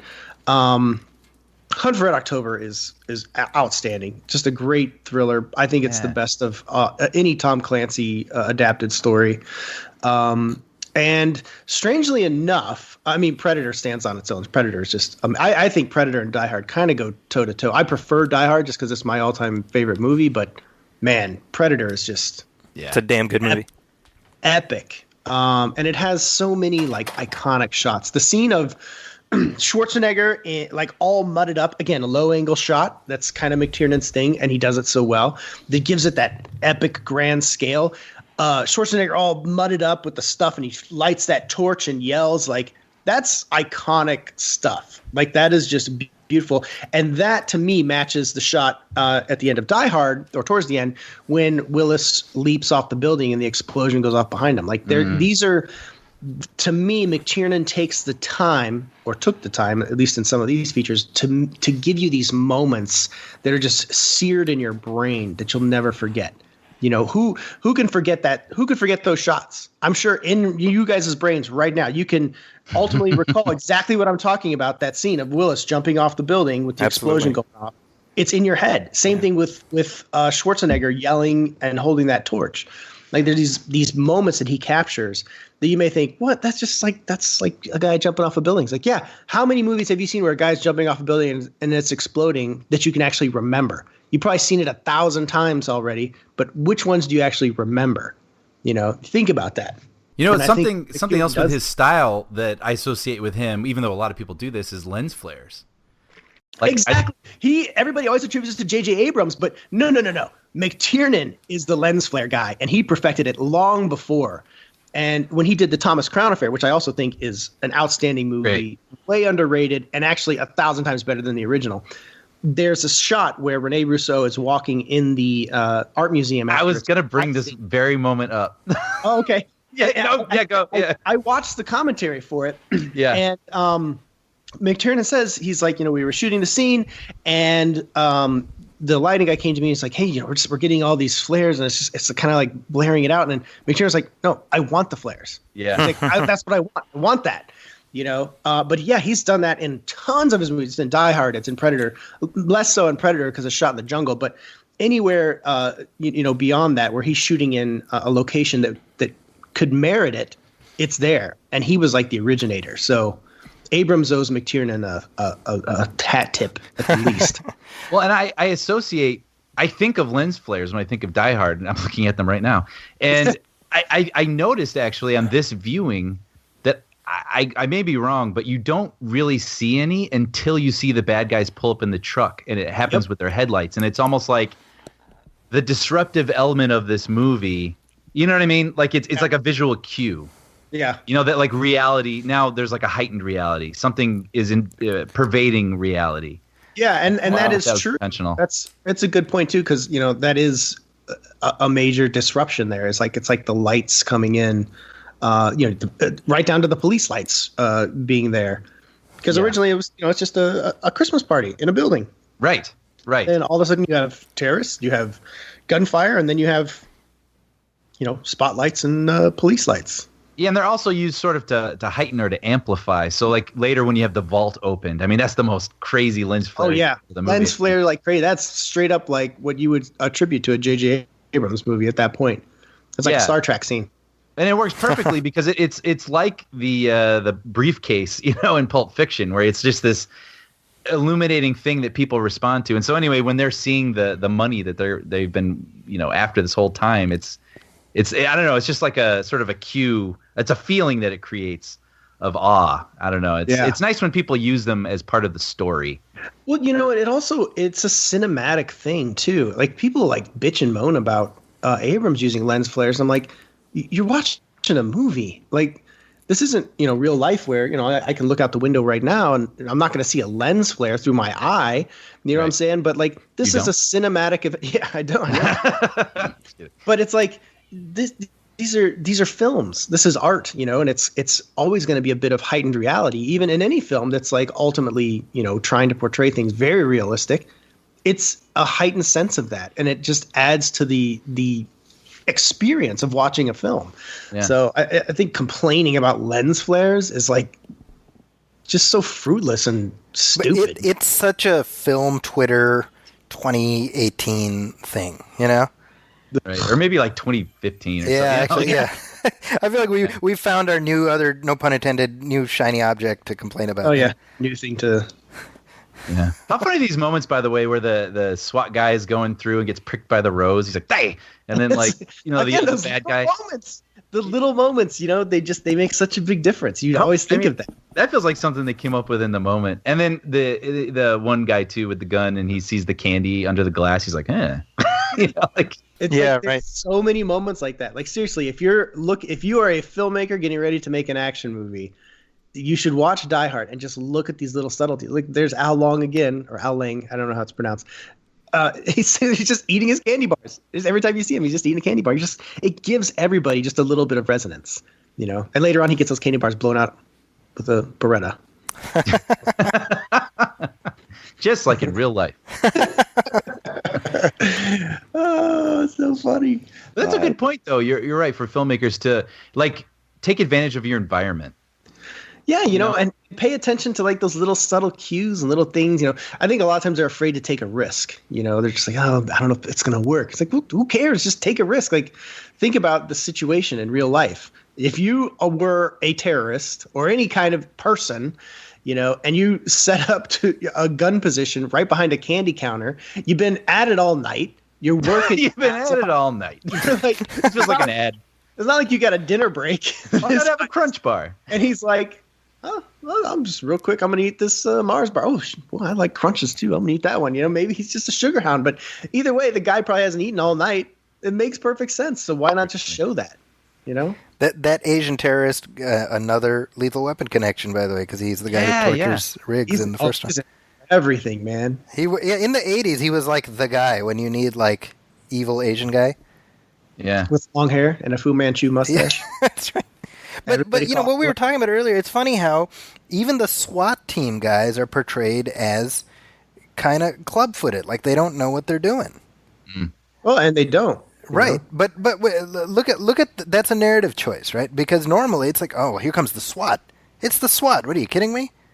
They're gonna. I think a big part of that too is to show that these guys don't really know what's going on. They have a guy that's in there that does, but they're not listening to him, and it's kind of just that hubris, that they're like, oh, well, we got this. We're just gonna send in the tanks. We're gonna send in the car, send in the crew. We're gonna knock this right out. Like, no, for real, there are terrorists here with like bombs and shit.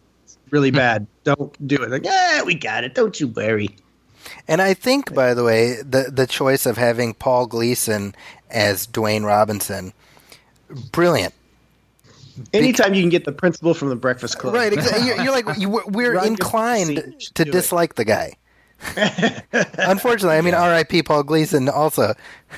We've had far too many RIPs in this that I'm feeling really old. Yeah. That's true. You're not kidding. But, I mean, it's like the guy shows up. You're like, well, we're not going to be on his side. Like, you just know instinctively. Yeah. I mean, and the great thing is, he plays it perfectly as kind of the bureaucrat, The bureaucrat.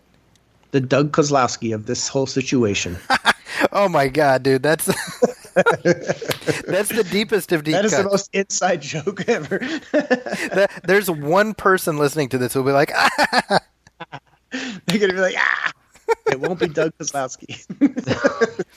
But, I mean, to your point, Paul, when the FBI guys show up and he gets all, like, excited and Powell's like, you want a breath mint, Such good stuff. And I think that's another yet another great trait of this is the interactions between the characters feel genuine. You know, like the relationships between them in the interactions, they feel like they're in the right place. You know, Reginald VelJohnson is he's a foot patrol guy, but he's there on the scene, and everybody knows that the boss like that is just he's kind of an asshole, and you're just like, yeah.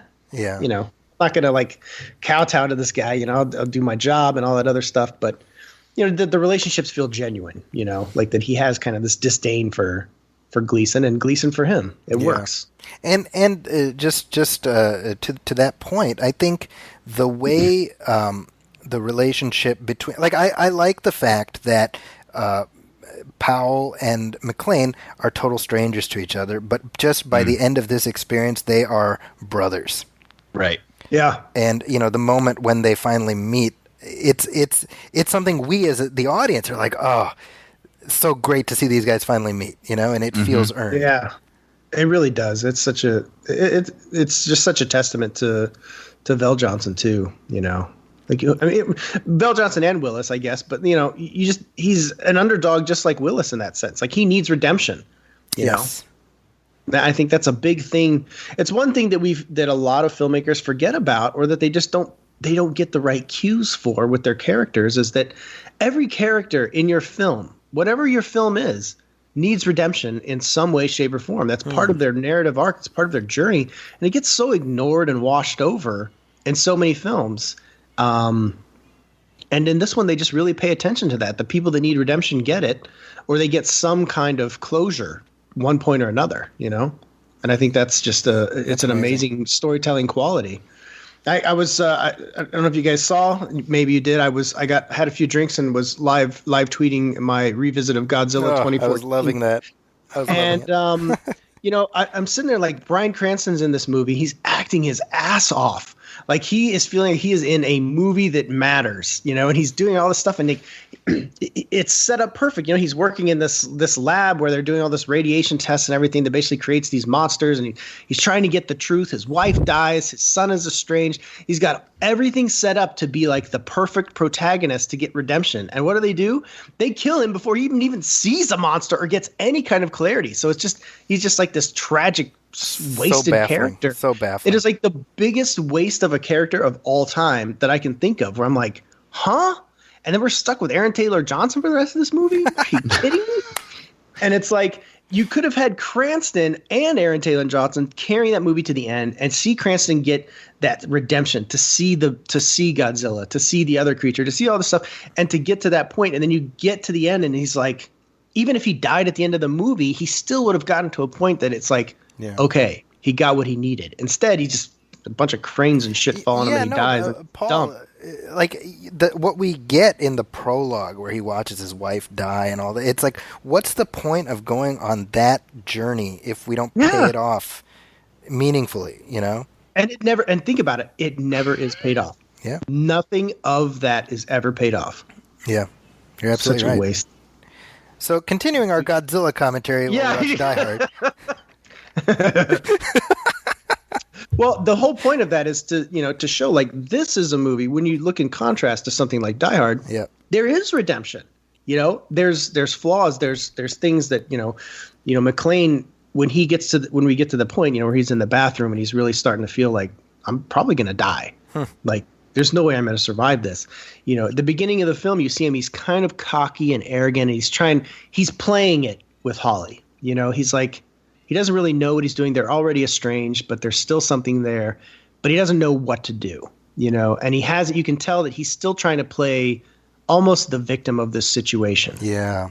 The same conversation that he has with Argyle in the limo, he's just kind of like, she got a job, I'm just a New York cop, trying to put away scumbags. And then you get to this point where it's like the tough guy act is gone. And he's in that bathroom and he's bleeding and he's in bad shape. And he's like, look, I got to face up to this. Like, I'm probably going to die, and I don't want to die without my wife knowing that I'm sorry. I'm just going to say I'm sorry that I screwed everything up. It's my fault just as much as it is, anybody else's, and I need her to know that. I need my wife to know that I'm sorry. That is something that he puts out there, And then by the end, You know, he gets, that's kind of his journey, is that he faces that. And then you get to the end of the film, he actually gets the opportunity to save her. He does save her, and in a sense kind of saves their relationship, even though in subsequent sequels that's which is a shame, honestly. Yeah. That was one thing I really didn't like about what they did with the third one, where it's like, yeah, they've broken up again. It's like, well, what was that whole journey for? You know, like, I don't know. That was something that always. It's the Alien 3 effect. You know, anytime you start getting into those sequels and you're like, what if we just do this bold, crazy thing that erases everything that was ever done for this film? Yeah, and that's kind of like what happened with, you know, a lot of the Die Hard sequels. And just going off on another kind of comparison there. I remember when Brad Bird was making Mission Impossible Ghost Protocol, he had said, when they had the whole story about Michelle Monaghan's character, that's right, he got married in part 3 and she was like dead, but then at the end you see that she's actually alive and they brought her back and all that other stuff. And Alien 3 was the reason that he didn't have her dead, because he was like, well, what was the point of Mission Impossible 3 then? He's like, I kind of erased that narrative of that film of him saving his wife and all that other stuff if I just kill her off and she's just dead off screen. Yeah. Like, why that, you know? So he was like, really a credit to Brad Bird, somebody that's caring about the legacy of this franchise and kind of looking beyond himself rather than just being the typical sequel guy. It's like, what if we just do this bold, crazy thing and just kill that person? That would just be so great. See, So like, that's kind of funny, Paul, because Brian and I were talking about Ocean's 8 just last week. And Brian, remember that was kind of what I said about the creative decisions they made with that movie. I can't wait to never see that movie. Yeah, that was a Movie Pass special for Brian, right? Yeah. But you know, that's a good point, because I obviously with sequels you can run into that problem because you have to keep giving problems to our characters, and then you might be forced to give them problems that don't feel, you know, natural, like a natural evolution, or at least what you want. But it's like, if you keep going, you have to keep taking things away from them, and that might ultimately become unsatisfying. Yeah. But when we look at just the Die Hard movies, right? It's like, okay, so movie 2, he has to rescue his wife again. Okay, we're on board with that. Movie 3, that it's something else entirely, and then it's like the fourth one. Well, we need another family member. Oh, he has to rescue his daughter. And then movie 5, well, we already did the daughter. He has to rescue his son. Like, are we just going down the McClane family tree now? Yeah, it's grandkids in the next one. Yeah, you know. Yeah, or like his childhood nanny. That'd be kind of fun. You know, I gotta save Mrs. McGillicuddy. Yeah, right. I was reading that that whole, where this conversation started, where this was like an arc for a fight between John McClane and his wife, and him needing, you know, to apologize is sort of the end, the resolution that we get. That came from Jeb Stewart, personal experience. Yes. Where he had a fight with his wife, and then he was driving down a freeway and a refrigerator box fell off of a truck and almost killed him. And he lived, of course, and thought, man, what if I had never had the opportunity to apologize to my wife? Yeah, and that's great. He applied to this film. And he's like, that's McClane's character. It's from that. Amazing. Yeah. It's great stuff. You know? And you feel it. You feel that moment. And Willis sells it. I mean, he gets the tears. He gets the waterworks going, you know, and it's you feel it in his voice. And I think it's the ultimate moment when you really connect with McClane, not just as like a hero or a guy in a bad situation, but just as a human being. And I think that is the part that really sells John McClane as a great character. And sadly, I don't think we ever really recaptured him the same in any subsequent films in the franchise. They teetered on it. I think it goes in succession of the actual order of the films as far as how much he retains and loses as you go. By the fifth film, he's not even McClane. He's just Bruce Willis with a shaved head. Surly Bruce Willis. He is literally he's like, I still know how to shoot guns. So that, yeah. Just give me the gun and I'll say the line. It's fine. You know. Now, Paul, you're talking about McClane's character, and I think the part we're at in the movie here, where Hart Bochner, who is like the prototypical smarmy '80s douchebag, and McClane dislikes him from the jump, but even still, he's just trying to save this idiot's life.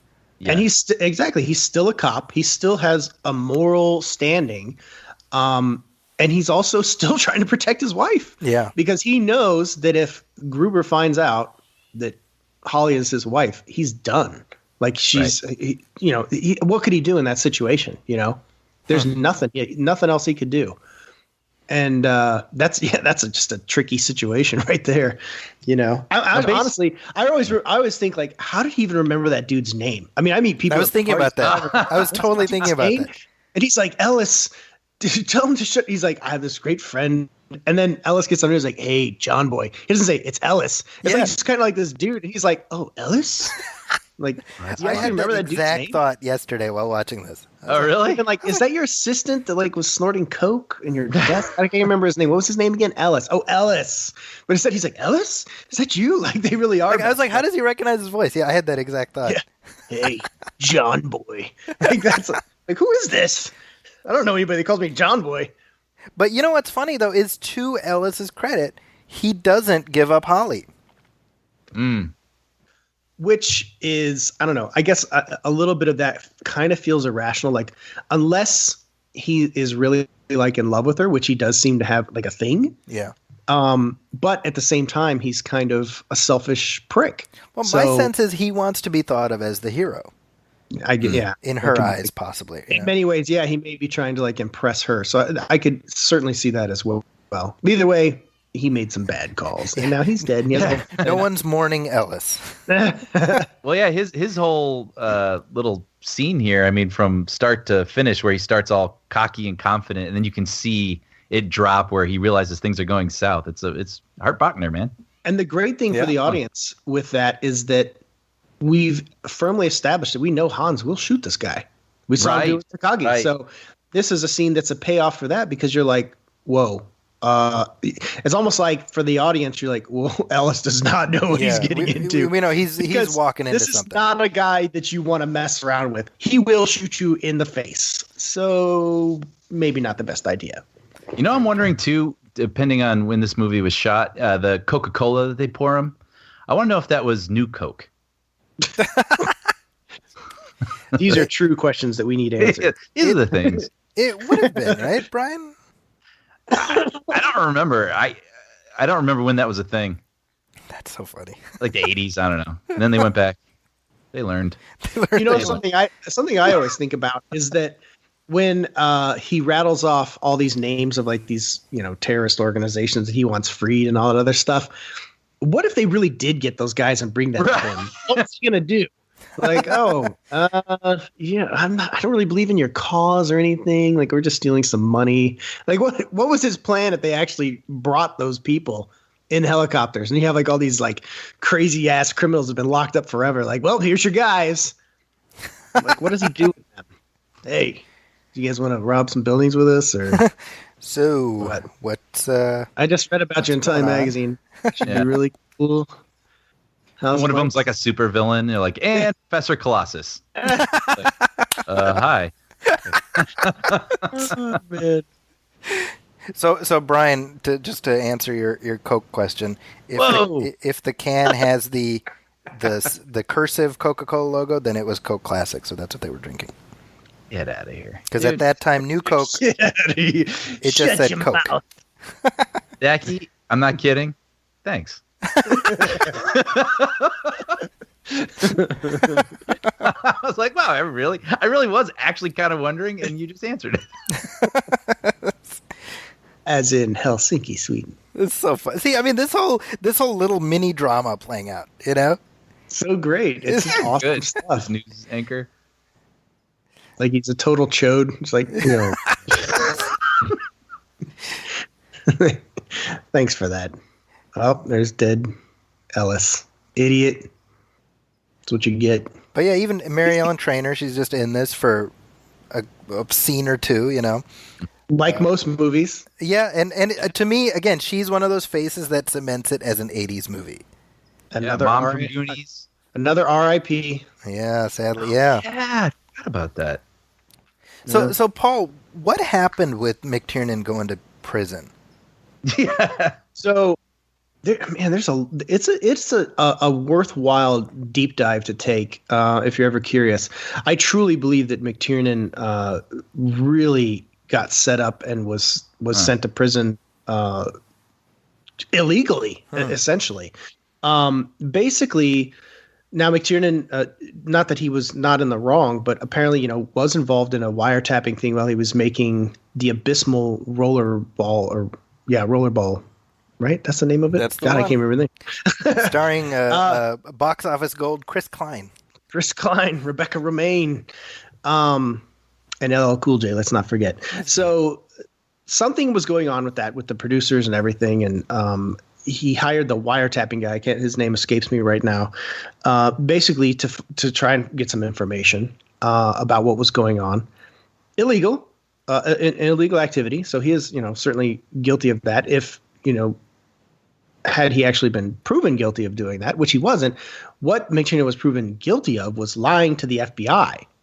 Now, this is how McTiernan was proven guilty of lying to the FBI: a phone call. So just imagine you're at home and somebody calls you on the phone and says they're with the FBI, and they ask you some questions, and you don't tell them the truth. And then you hang up. Or you just say it's basically yes or no questions too. That is what got McTiernan in hot water. An FBI agent calling saying they're from the FBI. Now, if I just called you and said I was from the FBI, how would you know I'm from the FBI? Yeah. How could that be held against you? It doesn't make any sense to me. Well, I would ask, what does that stand for? I'd be like, what do you Let's come back to that in just a second. But I want to talk out this scene that we're watching here, which is the confrontation between Hans and McClane. It's the first time in the whole movie. And again, that was not originally planned. They didn't have a face-to-face until the end. But this was something that D'Souza talked about it, how they were on set, and this was like Alan Rickman's first or second American movie. He's like, hey, can you do an American accent? And he said, well, I can't do an American accent. I can do a Californian accent. And he did this thing, and he's like, oh, that's great. And he went to Joel Silver, and he's basically, he tells Alan Rickman, hey, do that for him. And Joel Silver hears it, and he's like, get McTiernan. And McTiernan, they call him over, and he's like, oh, perfect.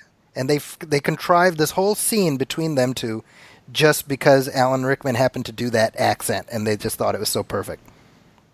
That's awesome. Fantastic. I mean, so much tension. We were talking about this when we did Dark Knight, and that even recalling Heat, when you have your hero and your villain meet in the middle. I don't know, there's just here's what's funny is subtle that fireworks. When they were setting this up, McTiernan was like, wait a minute, doesn't McClane see him when he shoots Takagi? And they hadn't shot that yet. So they planned around, so they made sure to not have McClane see Hans. But he did kind of see Hans. So remember when he was on top of the elevator? Yes. And they discover Carl's brother's body. That's Hans that's standing in that doorway. He sees him from above, yeah. I think that, McClane, again, he's a cop. He's a smart guy. We know this. He knows people that are trying to, as a cop, people are always going to lie to you. Right. That's what they do. That's his job, is dealing with people that lie and cheat and steal and murder. That's what he does. So I think McClane is playing him as much as Hans is playing him in this scene. And that's what's so great about it, is they're both playing each other, and he's trying to trip up Hans. And like, they even down to the point of like, hey, Bill Clay, there he sees that name. And then they zoom in right here and you see it. Oh, okay. And you kind of think, the audience thinks, oh, well, he must be fooled. But McClane's no dummy, But even so, we're still at this moment. We're like, wait, does he know? Does he not know? He's about to give him a gun, and Paul, I mean, this is. I'm sure you saw this a year or so ago, where people are like, oh, Steven D'Souza has explained this plot hole regarding this scene. I haven't seen that. What is that? Well, it's funny because I never thought of it as a plot hole, but people are like, well, how does he know that he's not him? And you and I are arriving at the same place. It's like, well, he's a cop. He's not an idiot. Well, but beyond that, I think people forget he literally did see him from above when he was on top of the elevator. He wasn't obscured, and he even wrote his name on his arm and everything. Now, I want to talk about something right here. Look at the way these shots are framed. They're all canted angle. Yeah, and it is beautiful. It's perfectly matched, and it lends this, like, it's art. To me, this is art. Like, this is, you don't see this. Look at this shot right here. Like, look at how that's framed, and you just look at the lines. So you have the lines on behind McClane, you have the lines behind him, and they just perfectly match as they cut back and forth. This is just like such a beautifully constructed scene. That's awesome. And you look at the camera just following, and it stays right there, and it's still at that canted angle the whole time. And to me, you don't see this in films a lot. I think they kind of discourage doing canted angles. But this is for effect, it's a tricky situation, and it gives you that slight kind of vertigo feeling, but yet it's still perfectly aligned and matched. It's a beautiful, beautiful moment. I absolutely love that. And to me, that's signature McTiernan stuff right there. Yeah. That's badass. That's brilliant. So just real quick, explaining what D'Souza talked about as far as the stuff that got cut out that was, quote unquote, an explanation for the plot hole. Quote unquote plot hole, is that there's a scene before the terrorists enter the building when they're in the parking garage, when they all synchronize their watches and they're all wearing Tag Heuer watches.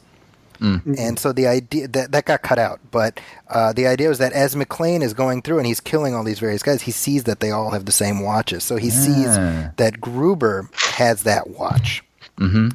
And to me, that's like, if it was in the movie, I probably wouldn't have minded. But to me, it's unnecessary. You don't need that. But here's the interesting thing. The reason that got cut is because they had to cut out the setup thing where everybody synchronizes their watch it. And why do they have to do that? Because when they shot it originally, they didn't plan for Argyle to still be there. So the limo wasn't in the shot. And so they cut it for continuity reasons. And as a result, everything that came out of that got cut. Wow. Okay. and it's like, well, we didn't lose anything. I mean, the movie's just fine without it. But it's weird. Look at how that process works. But it's not kind of amazing. I mean, I think a lot of people, and I know myself included, at one point, you think you write a script, it's done. You show up, you shoot what's there, you cut it together, and you got your movie. But it's like so much of what makes this movie great was spontaneity. Yeah. Discovering things on the day and then putting the puzzle together in post. I mean, making a movie is tough. Oh yeah, and that's that's something that happens on just about every movie too. It's very rare that a movie is shot like word for word, only what's in the script, and that's that. Like every movie goes through something, because what works on that written page, like, man, this is just brilliant. And then all of a sudden you hire the actors that you think are going to be the perfect voices for those characters. You're on the set and they're saying these lines and you're like, it's not working. Like it works on the page, but just the way it's being delivered, the way it is, it's not working. So you got to, sit down and rewrite the scene or amend the scene or say it a different way, do it a different way, or just add something completely different. That's just the way it goes. It's really just part of the process of filmmaking. And, all of us have at one point or another, been in that situation where we've had to make those choices and do those things. And it's tricky. Filmmaking is a very, very difficult thing. It's no small feat. No, not at all. I think a lot of times people, they small just get feet kind of like the dead terrorist earlier that couldn't give the shoes to McClane. Yeah, right? I love the line early in the movie. Brian's so proud of that joke. You didn't get the laugh you wanted. Brian, I'm giving you a laugh. Thanks, Paul. Sorry, Brian. Oh, that's fun. I love McClane's line though about the shoes, where he's like, "Oh, the one terrorist, he's got feet smaller than my sister." It's hilarious. Yeah. His sister, that's who he can save in part 6. There you go. Yay! That he mentioned. So this right here, fists with your toes, right in the beginning, all led up to this moment right here. Ooh, blood pouring. I mean, look at that. Oh my God. Oh. It's horrifying, Yes. I mean, you guys that ever whole had scene glass stuck in your skin? I have not. Yeah, I have. It hurts. I have a big scar on my right leg when I was a kid. I barely remember it too, where I went to grab a glass of orange juice off a table and it dropped and shattered and just this huge chunk stuck in my leg, and I still have a big scar from it. Holy moly. Did you have to get stitches? I don't remember. I actually remember the glass breaking and falling, and I remember crying, but I was like very, very young. So. Oh my gosh. Good times. So sorry, Paul. I cut you off in the middle of McTiernan. So he went to jail for how many years? He just went for a year. Okay. But he was in litigation for years. Like it ended his career. Wow. And he kept lining up projects too that he was going to do that were almost happened, and then he just never did because he was constantly in litigation, and he's trying to save his home, trying to save everything, and he made some his attorneys kind of screwed him. When he went to court, they told him to say one thing, he said it. And he should have said something else, and they had to keep going. But it just was like the perfect storm of everything going wrong, all caught up with the Anthony Pellicano stuff. That dude is just poison. And, ultimately, the whole thing came down to him basically answering falsely on a phone call from the FBI, which I just don't get. If you can go to jail for quote unquote lying to the FBI on the phone, how do you know that's them? I just don't understand how you can be held accountable if you don't have an agent standing at your door with a badge to prove that they're from the FBI. How do you know? Yeah, I don't get that. There must be some legal discourse that I just don't get there. But that was part of it, and ultimately he went to jail. Now there's a little more to it. You guys should really Google the story and look it up. The dude that wrote the story and it kind of like broke this out, he's dead now. He was killed like mysteriously. He was an investigative reporter, and his name escapes me, but he talked to one of the lead FBI guys that was leading the investigation against McTiernan, and apparently he originally was trying to be an actor and had tried out for Hunt for Red October and another film, and McTiernan didn't hire him. And what? This is crazy. They went and this journalist went and talked to the FBI guy and asked him about that stuff, and he kind of played it off and all this other stuff. But it's a very compelling story what's led to McTiernan going to jail. And and there's people like James Gunn that have taken to Twitter to say, hey, he deserved to go to jail. He wiretapped some of my friends. And I'm like, okay, well, that's James Gunn. Just because James Gunn says it doesn't mean it's true or even right. There's a lot more to it than what you may think. And ultimately, this, terrible movie, McTiernan's worst movie, is the one that's like kind of like just killed his career. And It's just a sad kind of tragic thing. And, if there was ever a way for him to come back and get on a film, I don't know what it would take. I think the insurance is an issue now. He did direct a short little video for a Tom Clancy game, the Wildlands Ghost Recon, which was like very signature McTiernan too. If you watch it, it's a little preview. That's all it was. And it's like, man, it just made me miss him even more. I'm like, why can't we get McTiernan back? But it's a tragic story, man. It really is. He'll always have these signature films, but it's like the dude has been through some serious shit. Just caught up in the Hollywood system and kind of the shady stuff that goes on there. It's just a sad, sad thing. Jeez. What a mess. all over a phone call, and maybe some bitterness from, some people involved in the FBI. I mean, it's a sad thing, Yeah. And it's like, it's not like McTiernan's like, out, he's not doing like sex crimes and all this other horrible stuff. It's like, oh, he did a wiretap and, or hired somebody to do a wiretap to get information, kind of like hiring a private detective, I guess. And it's like, shit, that was his downfall. Dang. Yeah. So, anyways, sad, tragic stuff. Yeah. Geez. So back to the film though, this scene is amazing. The whole thing. Look at that wind blowing on his hair. There's no reason for that, but it's amazing. Exactly. The wind gusting, but it's like such a beautiful sequence. And what's ironic about it is that it's the bad guys winning. And you're like, oh, this is great. And they play it like, hey, it's a heroic moment. It's triumphant. It's like, triumphant, bad guys breaking in and, they're playing some Beethoven and it's like, hey. But it's just a great scene. And it's not that you necessarily feel happy for the bad guys, but it's still a kind of a rousing moment regardless. They capture their glee.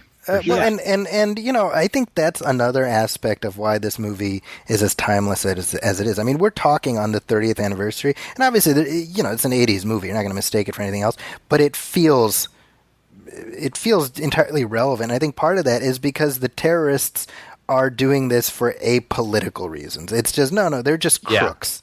Yeah. Yeah. And I think that shows a remarkable amount of foresight because you tie it into a specific political thing, then you're like, oh, this is from 1984 or whatever. Yeah. Yeah, I agree. It's kind of it's a cool angle actually. You know. Because they did something similar with the third one, where again it's Simon Gruber, and he's pretending he's a political activist, but he's actually just a crook. Them damn Grubers. Nobody ever needed Gruber. Right. Tell you what, I ain't gonna trust them. If you see your last name is Gruber, boy. Tell you what, I'm not gonna believe a word you say. Like, what do you really want? Like, no, I just want to order a pizza. No, seriously. What's your motive? What are you doing? I want a large pizza with extra cheese and pepperoni. Okay, all right. How much money do you want? Oh, Mr. Gruber, what's your address? Wink, wink. Wink, wink. Sure. It's tough for them Grubers. So this is the scene, that we were talking about earlier, where Willis really gets to kind of stretch his wings and really bring this moment together. Yeah. Bring this character together. Yeah, I mean, this is what the movie has been building up to, as far as giving us, it's teased us about what's under his skin, what's really driving him as a character, and the timing of this monologue is perfect because it perfectly sets us up for everything that's going to happen after. Yeah, in terms of the emotional stakes. That Willis. I can't think of any other scene really in any other movie he's done where he gets. I think Unbreakable would probably be the closest, like the scene with him and his kid towards the end of the film in Unbreakable. I can't really think of any other Bruce Willis films where he's like really afforded the opportunity to just kind of act. Yeah, well, I mean, get emotional. I think Shyamalan was good to him in Sixth Sense also. I think. The scene I just watched that movie recently, and the scene at the very end when he realizes he's dead. Yeah. And he's talking to his wife. Hey, it's beautiful. It's a beautiful moment. And now I think about it, what an unlikely choice. Yeah. Have Bruce Willis be that guy. Yeah, but it's great. And I think nice. Brian, to that point, I think the fact that he is so unlikely is what made it work. Mm-hmm. Is because it never even occurs to you if the movie's doing its job right that he's dead. Yeah. Yeah. And I never thought it the first time. Yeah, I feel like Paul. I feel like you and I watched that movie opening night. We might have. Because I remember we were supposed to go see Mystery Men. Oh man, bullet dodged. It was sold out. It was sold out, so we went to The Sixth Sense instead. Oh, funny. I think I still saw Mystery Men at the theater though, and that was regrettable. I did too. And that was a terrible movie. That was unfortunate. I have no desire to ever revisit that. It's funny. There's certain movies where I'll be like, I should revisit that just to see if I still feel the same. And then there's others where I'm like, yeah, I don't ever need to see that again. I'm good. If it looks like shit and it smells like shit, that's a shame. Well, that movie had potential. That was a shame. Yeah. See, now again, we're talking about McClane, the detective. He's the only one who, above and beyond trying to save his wife, he's the only one who's doing the math. And the pull-ups. That too. Oh, look at that. He's the only one who's like, there's something else here. There's something going on. And he's doing all the work. Yeah. And it's a great, again, it's a movie where there's a lot more going on than just a shoot 'em up. And here we get the payoff with Carl, which kicks off, in my opinion, the best movie fight of all time. I think this fight is Behind They Live? Above They Live. I feel like it is the most, although They Live is a really fun fight. The thing with They Live is that there's a lot of like a little too cheeky wrestling move stuff put in there to kind of like heighten it.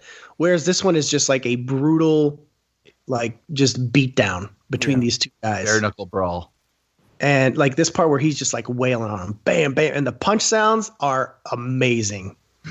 These are the best punch sounds. See, this is where you can play Spot the Stuntman. A little bit. Yeah. Willis, Stuntman. Stuntman, Willis. Stuntman, Willis. And Stuntman.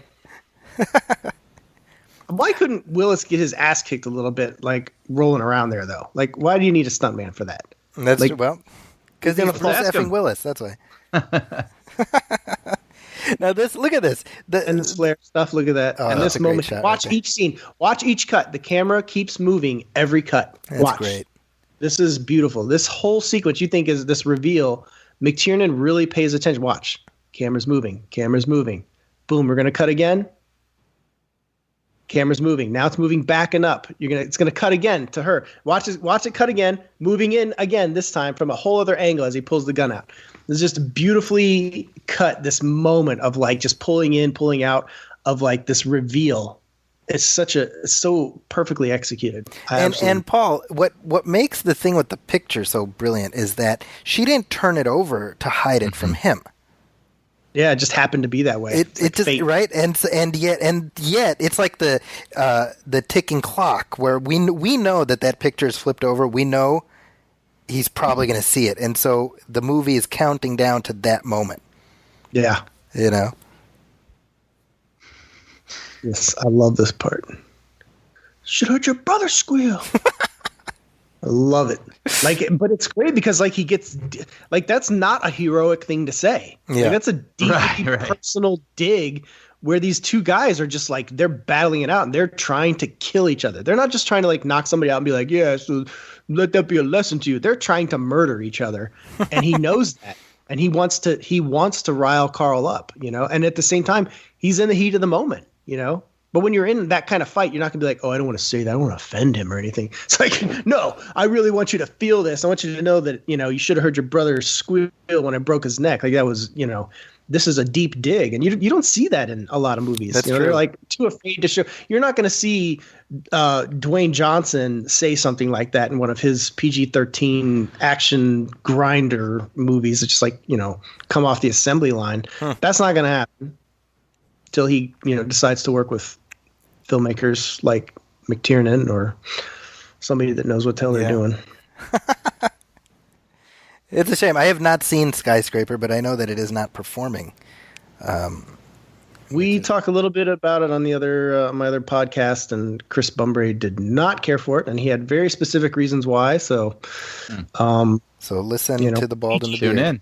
PG-13 is definitely a hindrance to that, but there's a lot more to it. So. So good. So look, they're just he's raging. I love it. Willis is just raging and pounded on this guy. It is a fight to the death. And that's what. So we're looking at Bruce Willis here without a shirt on, right? And that's another thought. We talk about the everyman action hero. But I mean, by this time in the 80s, we were used to shirtless Schwarzenegger, shirtless Stallone. I mean, they got chiseled bodies. And Willis is not out of shape, just to be clear, but he has a normal, fit guy's physique. Yeah, he's not bulging. Oh, this is so good. I love they look like this action figures. Yeah, And exactly. he looks like a real guy. Yeah. This is great. They're just look, they're just pulling hair and just, just putting each other in dirty locks, punching each other, and then it's just it's just so brutal. That's why, again, I think it is the ultimate fight of any action movie because it's personal, it's brutal, and it's to the death. And it's real. It feels like a real fight. Now, at this moment, to me, Carl is dead. There is no way he gets out of that. Right. Yeah. And I think, in that, when the building blows up, certainly it's believable that, he could have fallen loose or, even just really hurt, really messed up. You just got chain wrapped around your neck and thrown against the wall. I love this here, but this is one of my favorite lines. I was in junior high, dickhead. Yeah. I remember when I was a kid, it was always an argument over whether it was dickhead or ziphead because you couldn't really tell. And I remember it was always no, he said ziphead. I remember one of my friends, he thought Argyle's name was Argano, and he used to always say Argano. I'm like, why do you keep saying that? It's Argyle. We didn't have IMDb where we could just quickly, here goes some candy bars. Boom. Twix all over the wall. Twix all over the wall. Well, as I'm watching this guy get blown away and blood splatter on the wall, I should mention the last two jobs I've had have been for cartoons that have both parodied this movie. One of them is for preschoolers. Now I have a machine gun. Rough. Yes. Yeah. Puppy Dog Pals. We get Bingo crawling through the vents. And Bob's Burgers had a great musical version of this. Gene puts on a musical combined with the movie Working Girl. So it's called Work Hard or Die Trying Girl. Nice. Yeah. They have a musical number 2 where it's I'm Agent Johnson and I'm Agent Johnson and we're with the FBI. Great. Fan of the movie? I say definitely check that episode out. It's really That's so funny. So this is a criticism unconnected to this movie, but over here, so both Agent Johnsons, they die in the explosion, pretty sure. Mm-hmm. Not only that, they never meet McClane. Nope.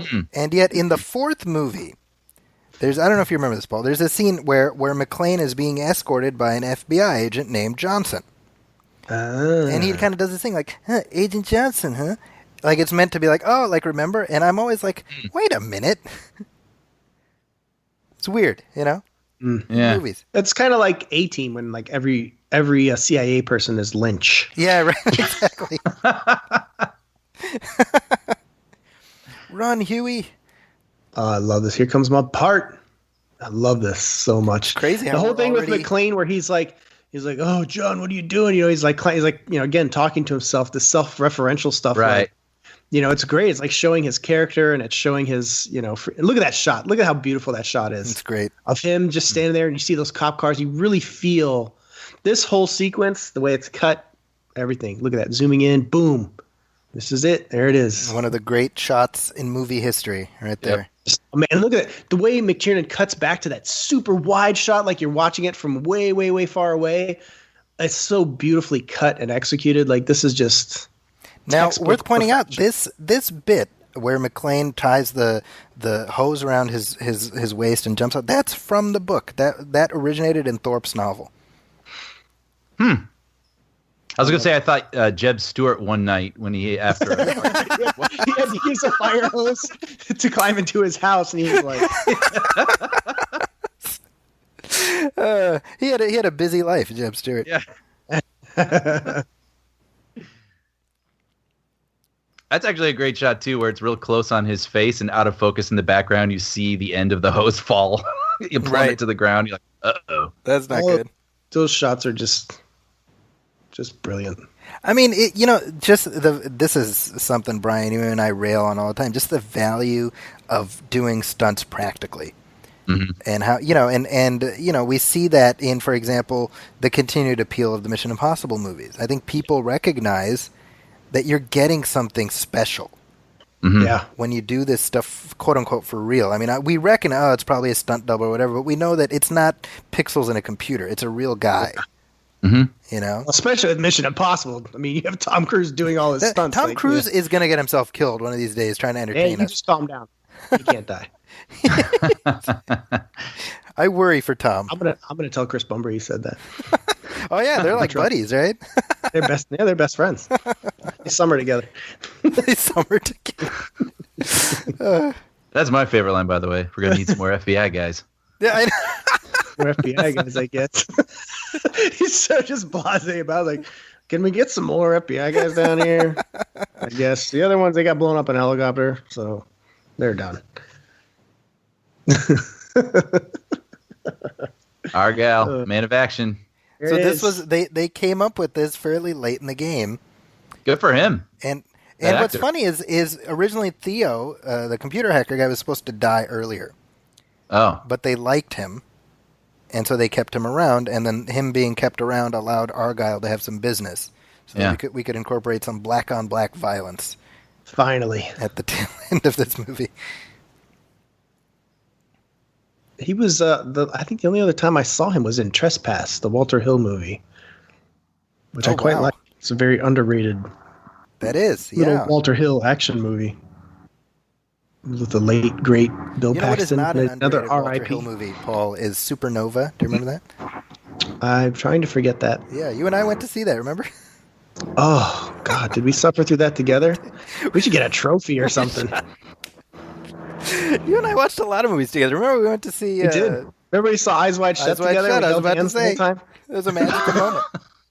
That was like, it felt like it was 4 hours long. That was another... You were like, hey, I'm going to see Eyes Wide Shut. I was like, I'll go, sure. And I'm like, what am I watching? I think I would appreciate that movie now if I watched it again. I haven't seen it in a long while, but at the time, it was like, what are we watching? This shot, this is some look at great, that. look again, So good. low angle, hero shot That's coming a on hero here. shot, This is just, again, great stuff. Iconic type shots. Like I can always remember, look at this low angle, you know, McClane kind of seemingly at his worst, but I think he's playing it up because he wants these guys to think he's a little more wounded than he is, even though he is, you know, very wounded. I love that the building is Top of also the building. wounded as Yeah. well. Is the building again? The building's kind of a character. It's taking a Yeah. beating. I just love this whole sequence here. It's just such a. It's great. It's like it goes back to the whole, you know, the whole cowboy joke, the shootout, the face off. You know, Yeah, It's- yeah. It all comes full circle here, and it shows that McClane really is a cowboy. He really is exactly. You know, when we talk about Paul, the banter, right, and the witty one-liners, like, you know, you can think back to whenever Schwarzenegger would drop a one-liner, it'd be like, ugh, geez, come on, you know. And what I Or he like, would laugh, they you felt know? scripted, but everything McClane says feels like a guy in his position with his experience would say. Yeah, You know? yeah, absolutely. It's off the cuff. You Yes. know what I mean? It's not like brilliantly constructed. Let off You some know? steam. Yeah, exactly. Still the cowboy. Americans all alike. Well, this time John Wayne does not walk off in the sunset. And now Die Hard karaoke with Paul.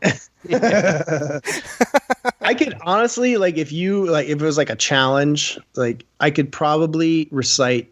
I'm going to give myself a 90% authenticity, including sound effects, in recreating this movie by just sitting down and just recording it. I could do all the voices, all the dialogue, everything. I believe it. Like, I've seen it so many times.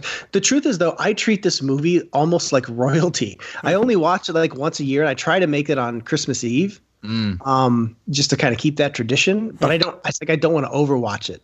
Look at that! Boom, boom, so badass. Look at that, great. and the camera movements with each one of those shots. It's not just a simple one shot. If you go back and watch it, the camera's moving. It's great. It's so beautiful. Now- John now, Woo does that. John Woo's very much a moving director. And He's you know what's always funny, moving the Paul, is you pointing it out is me finally noticing it, even though I've seen this movie God knows how many times.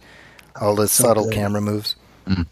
Now this here, I think the thing with the watch is so interesting because it was the gift from Ellis. Takagi Ellis. or Ellis, sorry, right? And it's like Ellis, yeah. that's the thing she lets go of. She's essentially letting go of this life Yeah. in order to survive. So Now, symbolic. this here, they told Alan Rickman they were going to drop him on 3, but they dropped him on 2, Right. and that's So how his- they his got that reaction look. is real. The other thing too with that whole dropping thing is that he didn't want to do it. Right. He was very against it, and McTiernan did it first. He did the whole jump just to show Wow. that it was fine, which happens quite frequently with a lot of directors. Is they'll just do, they'll do it first. They'll show you that hey, it's safe, it's fine, and they'll just knock it out, and then it's over with.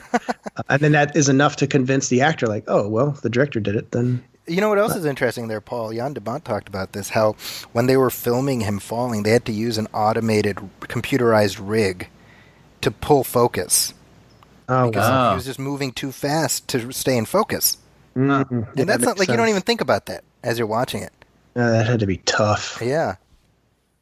And it's beautiful. You always It's think of that like the technology, man. It's like when you can't like you watch the old Miami Vice TV show. You're like, how did they solve crime without cell phones or internet? How did this happen? I know. Like it's like baffling. It's almost like watching the Wild West or something. You're like, how did they do it? I saw Find me a payphone. I saw a video somebody did of like 24 in the 90s. Did you ever see that? Oh, no. Yeah, like what 24 would be like if it was in the 90s. Huh. I should check that out. I'll find that for you. It's very funny. Like Like having that's to page- Pagers. The best 24 thing is when Jack Bauer goes to order food from the drive-through. that's Oh, yeah, I've cool. seen that. Yeah.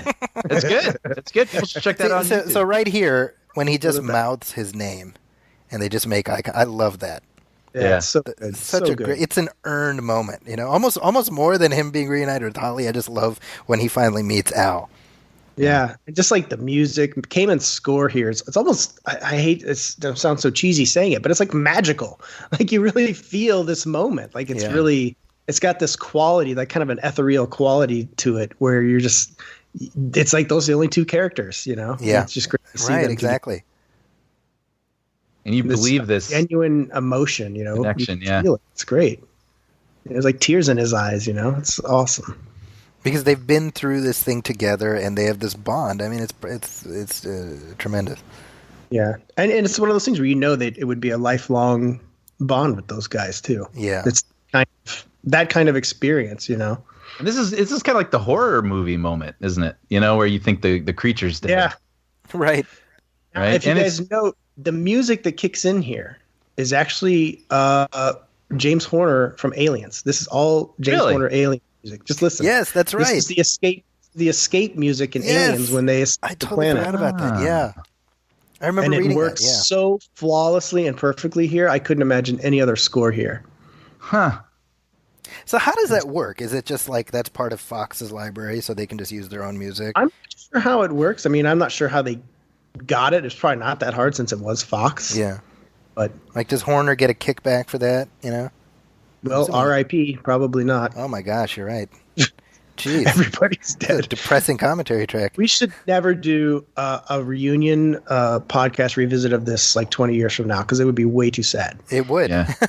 We'd be like, first off, R.I.P. Die Hard before we begin. That's right. It'd be so sad. He's with me. No, yeah, that my favorite shot, by the way, is that extreme rack focus from the gun to Al Powell's face. It's so great. Again, that's that's all McTiernan stuff. That's just great filmmaking. There's no other way around it. It's just great filmmaking. Yeah, because it could have easily been our hero who gets the last moment, but and Powell, which is once great. Again, we get redemption. The characters that need it get it. Al gets redemption. Well, and gets redemption. Al even gets a little redemption. And Holly's little moment with Thornburg there. Yeah. Gets her moment. And he gets his comeuppance. This is a movie that kind of defines payoff. You get everything that you want out of an action thriller, and that is why Die Hard is to this day the best action film ever made and my all-time favorite movie. Well, look at that. You talk about payoff. This commentary is like a long and coming payoff because I've been wanting to discuss this movie while watching it with Paul. So I've been like, as soon as Paul agreed to come on, I'm like, oh my God, I can't wait till Sunday. It's going to be so much fun. This is such a blast. I thank you guys for bringing me on. It was a lot of fun. I love talking. We could probably record a whole other track and have a whole other a side of things to talk about. I could probably just keep watching it. We'll do Die Hard commentary part 2. Paul, what I will say is, I mean, obviously all the many sequels that came are of varying quality, but the one thing you can say is, I mean, 30 years later, the phrase Die Hard is part of the conversation. Like, people know what you're talking about. And you can't say that about many 30-year-old action movies. You couldn't say that about movies that were 30 years old when Die Hard came out, that they were still relevant and valid, And the truth of it is, if there had not been a single sequel to Die Hard, it would still be considered one of the greatest action movies ever made. Yeah. Oh, yeah. I agree completely. And, something that always throws me is I'll see from time to time, I'll see people like on Twitter or whatever, like, well, and this includes, like film journalists quite frequently. Like, oh, I still haven't seen Die Hard, and I know I need to watch it. I'm like pulling my hair out. Like, what? Are you kidding me? Like, I understand, like, some people are like, oh, I haven't seen The Godfather, or I haven't seen Apocalypse Now, or, whatever, anything by Francis Ford Coppola. But it's like, I get it. Like, sometimes you miss certain films, but how have you not seen Die Hard? Come on. There's no excuse. You don't get a pass. Hairstylist to Bruce Willis. That is no longer a credit in any Bruce Willis. Now it's head polisher to Bruce Willis. Guy that shaved Bruce Willis's head. The Ballo Shino. Like, don't you dare put a hairpiece on me. It's weird because we're at a point now where if Bruce Willis was wearing a rug, it would just look weird, But I prefer it. Like, I mean, once he started shaving his head for the Die Hard movies, it really, I know it sounds maybe kind of cheap, but it really bothered me. Just I hear you. It doesn't feel like McClane to me, you know? It just didn't. And I understand, hey, characters get older. Maybe that's what he did. And it's like, yeah, maybe. I feel like McClane, the character, probably would not shave his head. I think that he would probably, even if he was just balding and he had a little on the sides, he would keep it that way. I don't feel like he would shave his head. It just doesn't. On that note, Paul, as we wrap things up, there have been talking about doing supposedly one last Die Hard movie. Die Hard Year One, I think, was what they were talking about. So, from your perspective, would you want another John McClane movie, or are you kind of like, we're done? Based on the last two, no. And I don't feel like they're going to recapture anything. I feel like they've lost the pulse of it. I don't feel like, if they somehow pulled out McTiernan and they say, hey, McTiernan's come back to direct Die Hard, I'd be so over the moon excited purely for McTiernan and Willis being reunited to see what they would do. But the fact is, they're not going to find a filmmaker that's going to excite me to do this. And they're not going to make something with any kind of integrity. I just don't believe that. And I think that the people that have worked on it and written it, I know one person, actually, I talk to every now and again, Ben Treblecook, who wrote a script for it. They're passionate about it, but I just don't see it coming through. I don't see it happening in a way that's actually consistent with what we would want or expect. So I'm not excited, and I think that Die Hard stands on its own. It really doesn't need sequels. I think that there are some good sequels. I think 2 and 3 are actually very good. But the last two have proven that we can just let it go, especially if we're going to do PG-13, and if we're going to, just kind of half-ass it. Just stop. Let it go. Let it just be this classic film. Nobody's trying to remake Gone with the Wind. Let's let the classics be classics. Now, that being said, if they do make one, you'll still be there. I mean, probably. Right? You got to know. I saw what was the last one? Oh, man, I can't remember the name of it. But I just called it Die Hard 5. Good Day to Die Hard. I mean, it was almost like doing homework. It was kind of like, I got to go get this done. And it was so bad. It was painful to watch. Well, I love what you just keep hoping that something's going to go right. You're like, at some point the film will flip a switch and it'll become something. And you're just like, nope, villain sucks. Action sucks. Story sucks. It's not McClane. Everything sucks. Oh my God. Brian, do you remember you compared it to a Batman and Robin? Brian, you compared it to Kevin James comedy. Do you remember that? Yes. That feels right. That feels like the right comparison. Man, that's so long ago. I actually barely remember. John McClane, Mall Cop. Yeah, but I need to go back and listen to what you said about it. I just found that very funny.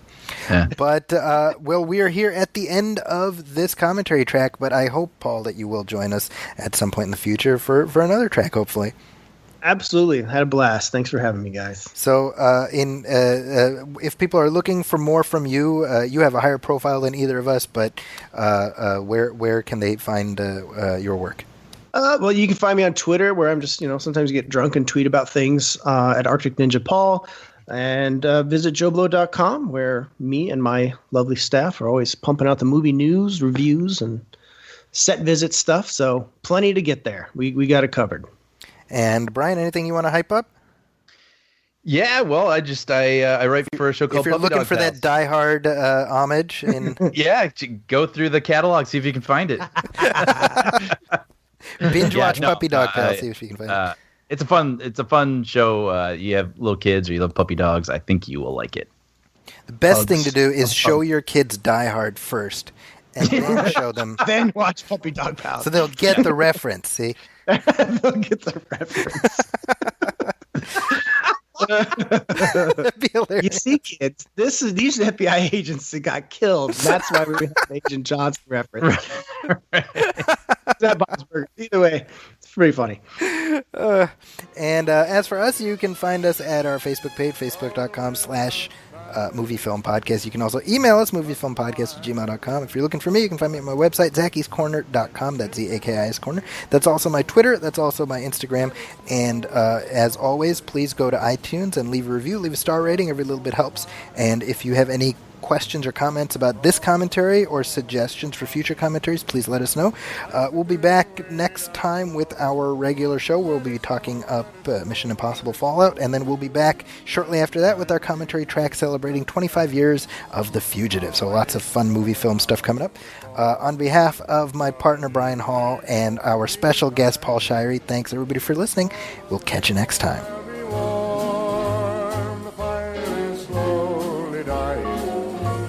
My dear, we're still goodbying. But as long as you love me so, let it snow, let it snow, let it snow.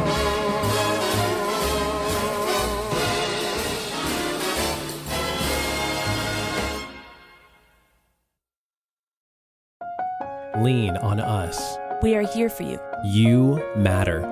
You are not alone. Are you feeling overwhelmed? Not sure where to turn? The National Suicide and Crisis Lifeline is there for you 24/7. Call or text 988 or chat at 988sc.org. Whether you're having an emergency or you know someone who needs support now, they can help you take the next step towards finding hope and healing. There is hope. 988sc.org. With Lucky Land Slots, you can get lucky just about anywhere. Dearly beloved, we are gathered here today to... Has anyone seen the bride and groom? Sorry, we're here. We were getting lucky in the limo and we lost track of time. No, Lucky Land Casino, with cash prizes that add up quicker than a guest registry. In that case, I pronounce you lucky. Play for free at LuckyLandSlots.com. Daily bonuses are waiting. No purchase necessary. Void where prohibited by law. 18+. Terms and conditions apply. See website for details.